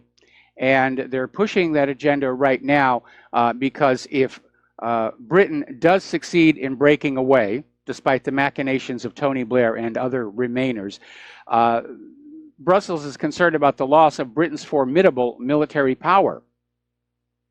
And so now they're pushing for, again, this unified army of Europe. The individual sovereign member states will no longer have their own military. They may have something on the level of what we have with the National Guard. But clearly the balance of power will have shifted toward Brussels and away from the member states. Now, apparently up in Norway, there's a major controversy going on, sparked by a Facebook post by the now former Justice Minister Sylvi Listhaug, calling for the revocation of Norwegian citizenship to terrorists. And it created this huge, huge uproar, which was basically unnecessary, because polls are showing the majority of Norwegians agree with her, and they support a sensible position on not allowing ISIS fighters and terrorists into Norway. Now, I got an email from somebody who said that where they live, they've had Muslim neighbors that have been there for like 15 years, and they're very nice people. We have Muslims we run into down at the local supermarket. They're very nice people. But the new ones who are coming in now, the refugees, are entirely different. And that's because these are people who were part of this whole war experience, and now they're getting away from it. That's why there are so many young men of military age that are coming in claiming to be refugees and children, and they're predisposed to lives of violence, like that story about the beheading up in Germany there. Now, the Swedish government has released a brochure aimed at migrants which appears to legitimize child marriage, even though the Swedish parliament voted to explicitly ban the practice. And apparently the brochure acknowledged child's marriage but recommends migrants don't live with or have sex with anyone under the age of 15. I keep going on back to Teddy Roosevelt. If you're an immigrant and you're coming to our country, you behave as we do. We have one language, English. We have one flag, the American flag. And there can be only one loyalty, and that's loyalty to the United States of America. All right, we're going to take a phone call from Erica in Oklahoma. Aloha, Erica. Welcome to the show. What's on your mind? I just want to make sure that you are aware that there is a massive teacher walkout scheduled for Monday, this Monday, and apparently it is due to funding. Yes. And they just passed a big, massive bill that will increase taxes on oil and gas, tobacco, and other things to try to satisfy them. But nope. Looks like it's pretty much statewide what they're fixing to do. Well, you know, we have to rebalance the economy. All of the money has been shoved up at the top and shoved at the war machine. And the American people were basically living on the scraps. And I think a lot of people have just reached the breaking point on that. There should be enough money for teachers and for everybody else to have decent wages and salaries. But the wealth of this nation has been sucked out of it by all these years of war. We've been at war all over the world for 18 years, longer than we were in World War I and World War II put together, and it is still not over. Yeah, I know. And I called you the other day, and I want to correct the record a little bit. Instead of 15 months, it's been nearly 20 months since I had a paycheck. I am sorry to hear that. I am really sorry to hear that. There are so many people who are hurting and suffering in this country right now, and our government's focus seems to be on war and Israel and the illegal immigrants and the refugees, and that is just not right. That is just not right. And we sent $10 million to China for economic development, whatever that is. And here we have a $500 to $600 billion trade deficit with them. What's going on with that? Well, that trade deficit is what Trump was trying to address with his tariffs on steel and aluminum. The problem was he timed it wrong because American industry has declined so far, it's not ready to step on in and provide the products that are being tariffed at the borders. And that really is the situation. Our nation has declined too far to be saved. We're going to have to let it crash, and we're going to have to just start all over from scratch.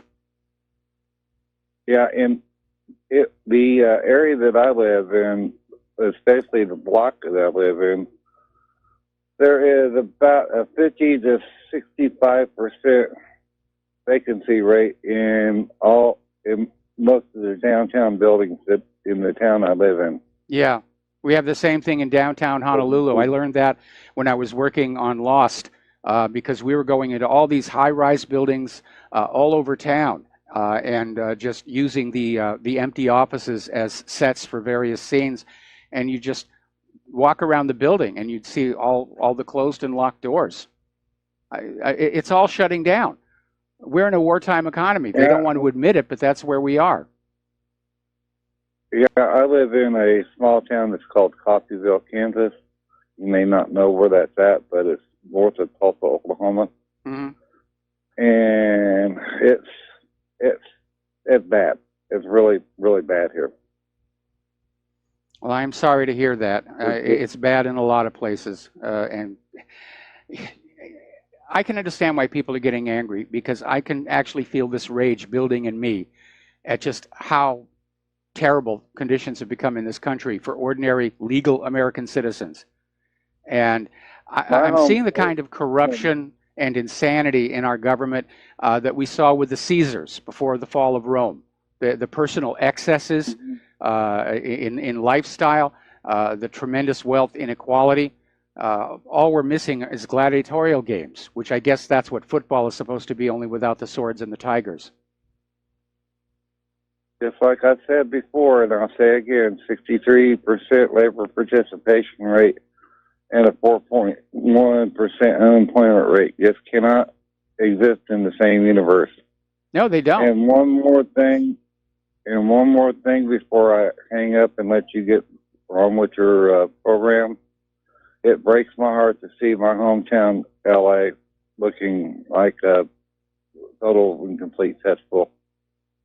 Really does.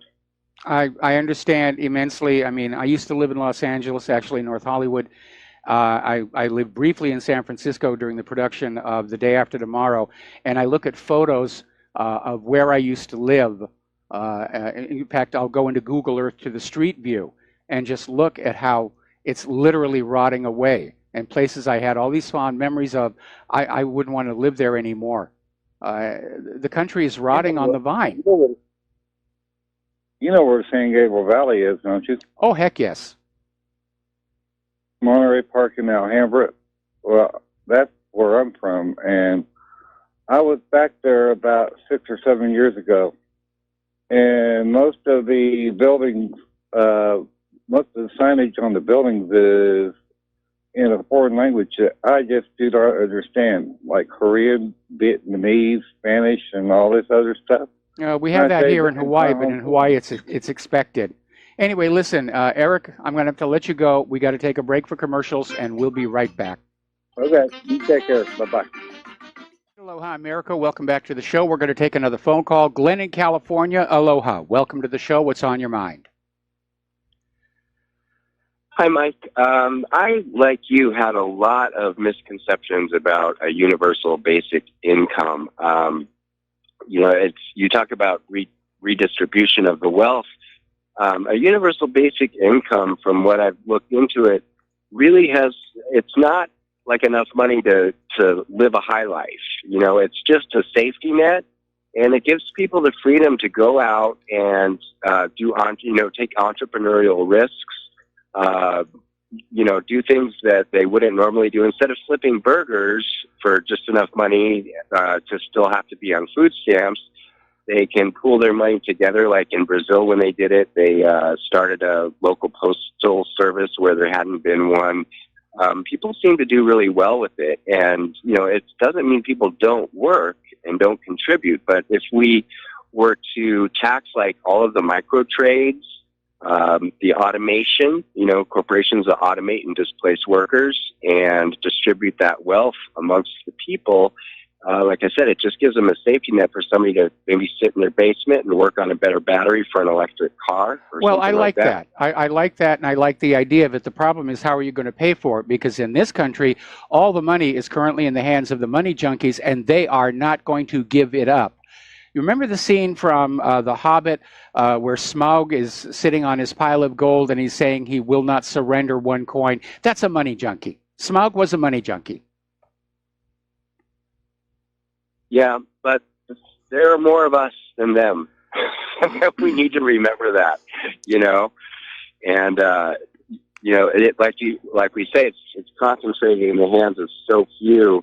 at some point, it's going to have to be destroyed, the system, and rebuilt, and that might be a good way to do it. Well, automation, I think, is a great history thing. of the French Revolution. Waste their time. That was the French Revolution. But before the nobility and the royalty went to the guillotine, they were hanging the bankers, and that's not just a coincidence. Mm-hmm. And, this actually helps the money junkies, too, because it gets the money flowing. I mean, they call it currency for a reason, because it needs to flow. It needs to move in order to be effective. And, if it's all stuck in one place, it's worthless. It's no good to them if no one else has any. I mean, they may think it is, but, the reality is it's they do. They want to buy islands like what's his name did down here on Kauai. They want to just have more. Their egos are tied up with this. And these people really don't care about ordinary American citizens. We're seeing all these corporate abuses, whether it's Facebook or vaccines or poor quality products. They really don't care. They're just totally obsessed with getting more money and having more than anybody else. That's why every time you see an article about Mark Zuckerberg, and they're saying he's the world's richest man this week. They're treating the economy like it's a sporting event, and the ultra rich are the Olympians, and it shouldn't really be doing that.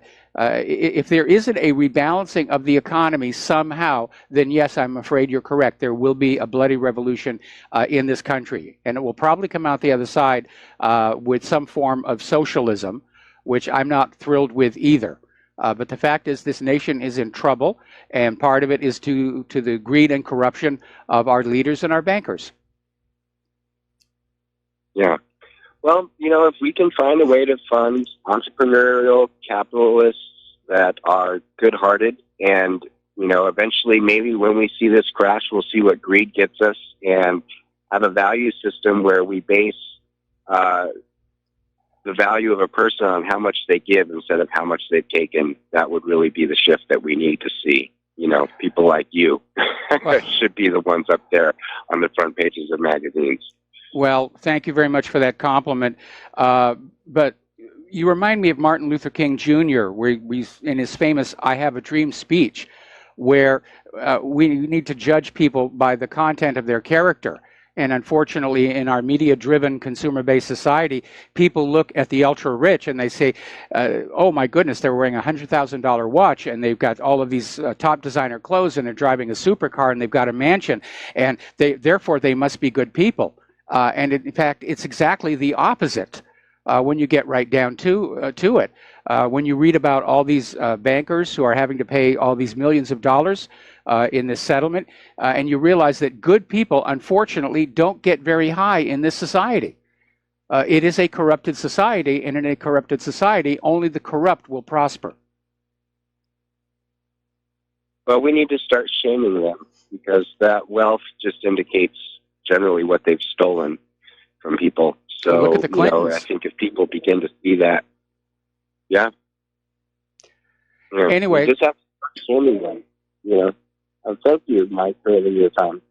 All right. Well, thank you very much. And we're coming up here on another commercial break. And when we come on back, more about the borders, more about, well, all kinds of stuff. We'll be right back. Stay tuned. Aloha, America. Welcome back to the show. We're going to take another phone call from Sherry in Texas. Sherry, aloha. Welcome to the show. What's on your mind?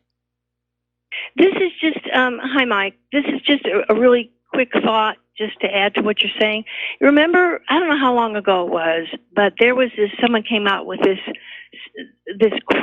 corporations are people too. Do you remember that? Yeah, that was Citizens United, and they basically declared corporations as people for the purpose of saying that corporations have First Amendment rights, and that therefore there should be no limit on how much they could donate to influence political causes. And a lot of people disagreed with that. But it basically opened up the cash flow to various political campaigns and candidates, and that's why it was put on through. But it's ridiculous. Corporations are not people. They're not sentient. They're not aware. What they're doing is simply handing a license to the corporate CEOs to use their corporation's wealth to influence the government.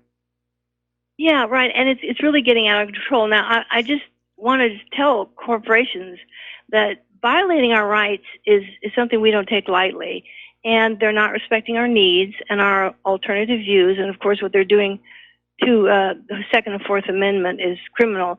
And I just want to remind corporations that we are consumers too. And if they have a problem with our rights, and if our homes can't be secure, and if they're going to ignore our needs, that for them not to count on me for support. We need to feel secure under their influence, and they're going to, they're not going to get my support in every possible way. And I just wanted to point that out. Well, that's something that everybody ought to be doing, and we're already seeing over at Facebook, people are deleting their accounts. Unfortunately, that does not delete the data Facebook has collected on you. The same thing is happening over at Twitter, and again, there's a mass exodus from the corporate social media because of this betrayal of trust. And the fact that these corporations were basically harvesting data from us for their own profit, and then they turn around and start censoring our speech based on their executive board's own preferences, which tend to be liberal. And so, yeah, people are boycotting them. There's no organized boycott. Right. I just wanted to point out the fact that if they want to do that to themselves, that's fine, because I'm not going to believe anything they say, and I'm going to move forward with those who are ready to just, meet our own needs. So thank you for letting me sound off about that. All right, you got it, Sherry. Thank you very much. We're going to let you go. Getting on back to the news here. Apparently, over in Washington, D.C., Russia Today is being forced off their cable channel. And apparently the provider company in D.C. Is saying they're ceasing to do so because of Russia Today's new foreign agent status. So we're seeing a rebuilding of the Iron Curtain, just locking us off from the rest of the world here. Story out of Electronic Intifada. Okay. As you know, there was this U.S. bill in Congress that wanted to criminalize any criticism of Israel and basically ban the boycott, divestment, sanction campaign to make it illegal to boycott for Palestinian rights. And of course, it ran into opposition because boycotts are a recognized peaceful form of protest protected by the First Amendment. But apparently they've revised the bill. They're trying to bring it back. It's still a threat to freedom of speech. More than 100 human rights groups are looking at this and saying this cannot be allowed in the United States of America. But they're up against AIPAC, which is this powerful Israel lobby group, and they've made this bill one of their top legislative priorities. So they're attacking freedom of speech now. Let's take another phone call. Lenny in California, aloha. Welcome to the show. What's on your mind? Yes, thanks, Mike. Earlier in your show, you spoke of Theresa May making the same mistake that Tony Blair did leading up to the Gulf War. I would like to say that those weren't mistakes. Those were deliberate lies. The same deliberate lies that Boris the Bozo Johnson and Theresa May are telling now. And they're just obeying their thinking masters to get this war started. All right. And so, these are not mistakes. These are major plays to get war started, to get people killed so the bankers can make more money. You are correct. The first thing I want to Yeah, say. you are correct. And I use the word mistakes because that's what the article had portrayed them as. But you're absolutely right. They were deliberate lies. The lies about Saddam's nukes and how we could attack London in 45 minutes. That's exactly what it was. It was all lies. About a year before the war started, right after Iraq got permission from the UN to sell their oil for the euro, Tony Blair flew to the United States and had a meeting with George W. Bush. And I think it's safe to assume that at that meeting, the decision to go to war in Iraq to change the oil market there back to the dollar was made. And as it came on out later in the Downing Street memo, the propaganda was fixed around that already existing decision. Right. And speaking of lies, when I called in yesterday to challenge the story that Israel flew into Iran undetected and were able to prove that they could go in undetected, the reason I knew it was a lie, because like I told you yesterday, it made no sense for them to fly that far when they could have just flown into Syria and tested it. And I don't care if they had a new F-35 or a new F-45 or 55. Fly into Syria, you can save yourself a lot of time.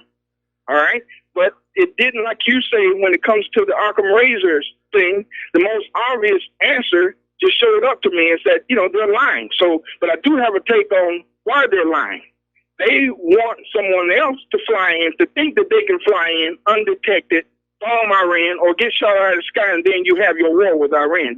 How does that sound as a possibility? Well, that's a possibility. I don't think it's a probability, but again, the goal of this propaganda may have been either to scare Iran, to get them to go along with Donald Trump's demands that they surrender their ballistic missiles, or it may have been an effort to provoke Iran into doing something that could escalate the war. Right now, all of these players, they're trying all these different things, these different maneuvers, these different provocations, trying to get something going. Yeah, but what they don't understand, well, maybe they do understand it. A war with Iran is a war with Syria, is a war with Russia, is a war with China, anybody else that can come in on their side. Okay, so maybe they do understand, and this is what they're trying to kick off. But to the gentleman that you spoke of, who seemed so good-hearted, that called a couple of calls ago, and you said that he reminded you of Martin Luther King. I have a dream speech, and he has this idea of what he would like the world to be. Well, since we're not in that world, I would highly suggest he read Malcolm X's "I Have a Nightmare." Okay. That's it, sir. All right. Thanks an awful lot. We're going to let you go. Now, an interesting bit of information has surfaced regarding the March for Our Lives, which has been presented to you by the corporate media as a spontaneous event organized by the Parkland student activists and then held in the nation's capital on March 24th. However, apparently, according to Officer Scott Earhart of the Special Operations Division of the D.C. Police, planning for this march started several months ago. So they're planning this March for Our Lives, and how wonderfully convenient that just when they're getting ready to have this anti-gun march, there's a mass shooting to kick it all off. Larry King is out there saying we should repeal the Second Amendment because the real reason it was passed was to fight off slaves. Mr. King obviously is unaware of early American history. Now, apparently in Sampson County, North Carolina, a middle school student in Sampson County has been suspended over a doodle that showed stick figures holding guns and knives. This happened at Roseboro Sullenberg Middle School. And the father of the 13-year-old boy says he can't believe his son received a 2-day suspension for what he sees as a harmless picture. And the article, if you click it, they show the picture. There's a guy in a racing car. There's a tower. There's a guy with a gun that looks like a deer hunter, and so forth and so on. And the father said the son does have access to weapons. They're kept under lock and key. The son is not having emotional problems. He's just doodling. We all doodled when we were kids. We all like to sketch what is in our lives. Now, a recent academic journal article is claiming that meritocratic ideology and depoliticized classroom environments contribute to a sense of exclusion and isolation among female students. In other words, this article is claiming that judging solely on the basis of merit is discriminatory against female students. Now, we need to go back to that terrible bridge collapse at the Florida International University, because that was being run by an all-female team in the name of empowerment and equality and workplace advancement. And to add insult to injury, apparently the same company that designed that pedestrian bridge also designed our Honolulu rail line. They designed the elevated guideway that's already showing signs of problems. They've had to replace some of the pads where the caps are resting on the support beams, the lintels. They've had to replace a bunch of the pretension rods that have already broken. I think it's time we go back to meritocracy. One of the consequences of this political correctness and quota-based system, this open discrimination against white males, people who have the talent, people who've gotten the education, people who know how to do engineering, are being driven out of this country. They're going to other countries where they're treated with respect, where they can make decent money, they can have decent lives. And that's one of the reasons why American products, including our military exports, are declining in quality. I mean, if you are a parent of a military-aged child, you need to ask yourself this question. Do you want your child being forced to go into combat carrying a weapon that was put together by people who were hired not because they were the very best at building that weapon, but because we needed one black, we needed one Hispanic, we needed a gay, we needed a woman, and so forth and so on?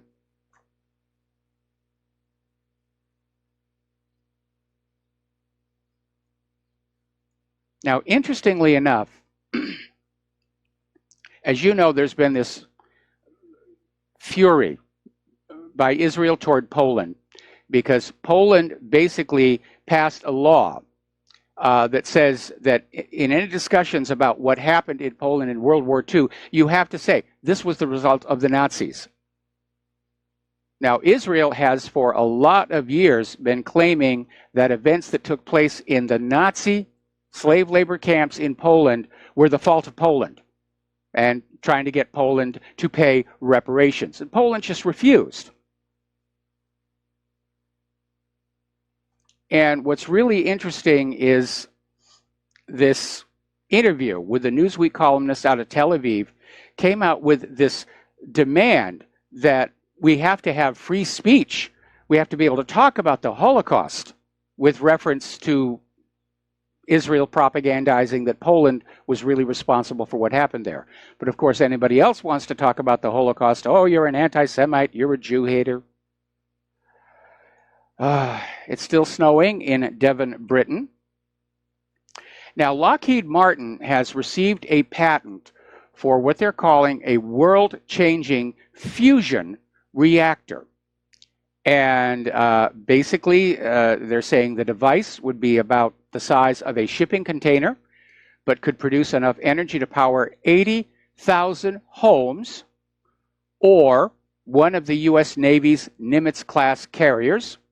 And they're saying they're predicting that this is going to be available by next year. This is groundbreaking. This is absolutely groundbreaking. We can get rid of all those fission reactors that are so dangerous.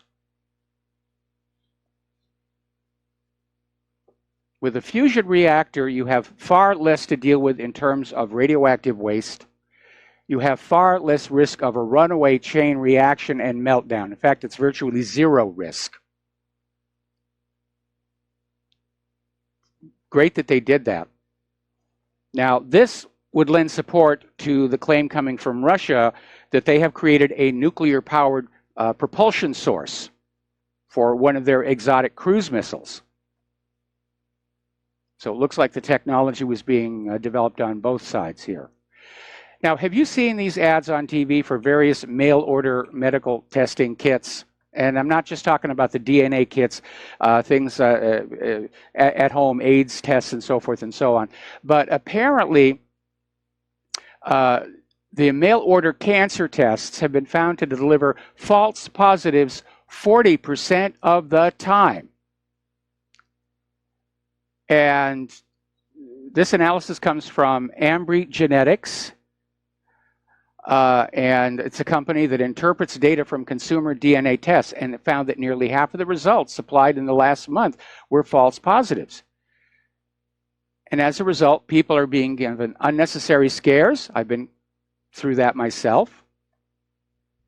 And the FDA is saying these home tests are seriously limited. There was another study done a while ago about how these DNA tests really aren't as accurate as they're supposed to be. They took DNA swabs from 2 identical twins, sent them to the company, and got back 2 very different reports. Now, story coming out of the Daily Mail: stop over-diagnosing and over-medicating our kids. Being moody is not the same as depression.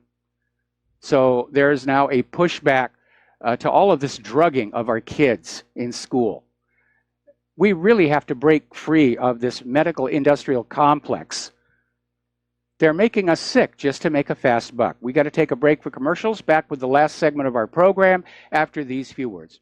And aloha, America. Welcome back to the show here. Last segment of our program on this Good Friday. And apparently, speaking of Easter and Good Friday, Pope Francis came on out saying there isn't actually a hell. And he said what happens is if you are a good Catholic, you will go to heaven when you die. And if you are not, your soul simply vanishes. That whole thing about boiling lakes of lava and all that Milton-esque pitchforks and devils doesn't really exist. Well, that caused a bit of an upset in the Vatican, which is going overboard. And the Vatican has already come on out trying to retract the statement and accusing reporter Eugenio Scalfari of reconstructing the pontiff's words. The Vatican is also getting ready to hold exorcism training sessions for priests to deal with a surge in reports of demonic possession. Now, in the Middle Ages, demonic possession was another word for drug trip because of the ergot mold on the rye bread. Because they didn't understand the chemistry or that the mold was the problem. They just, oh, he's possessed by devils. Megachurch pastor has been indicted for $3.5 million fraud. And this guy was the former religious advisor to President George W. Bush. Pastor Kerb John Caldwell and a business partner apparently sold millions of dollars of worthless Chinese bonds, telling investors to remain faithful and that they would receive their money. Okay, for every credibility gap, there's a gullibility fill. Now, over in the Crozier's clergy abuse case, there has been a $25 million settlement agreed on between the Crozier's religious order and various victims of clergy sexual abuse. The Croziers have now emerged from Chapter 11 as the U.S. Bankruptcy Court confirmed the reorganization plan to allow the Croziers to settle on that debt. Now, $5.7 million will be paid directly by the Croziers, and just short of $19 million will be paid by their insurers. Changing gears here rapidly, article just went up at whatreallyhappened.com. So what blows up next? Investor psychology shifts to the dark side. And it's talking about how investors are bailing out on the corporate social media, Facebook, Google, Twitter, and how this has actually changed the investors' priorities. They're looking for the next Facebook. But in addition to looking at, obviously, something that's got a huge user base and growing and potential, now they're taking the time to say, are these people doing something that could blow up in our faces down the road? And that's a very healthy direction for the investors to be looking at. Are the companies being invested in more than are they profitable? Are they behaving themselves? Are they being respectful to their customers? And I think that is a very, very healthy trend. Meanwhile, the FCC has authorized SpaceX to provide broadband satellite services. So we'll now start, apparently, be using satellites to connect our iPads and our tablets.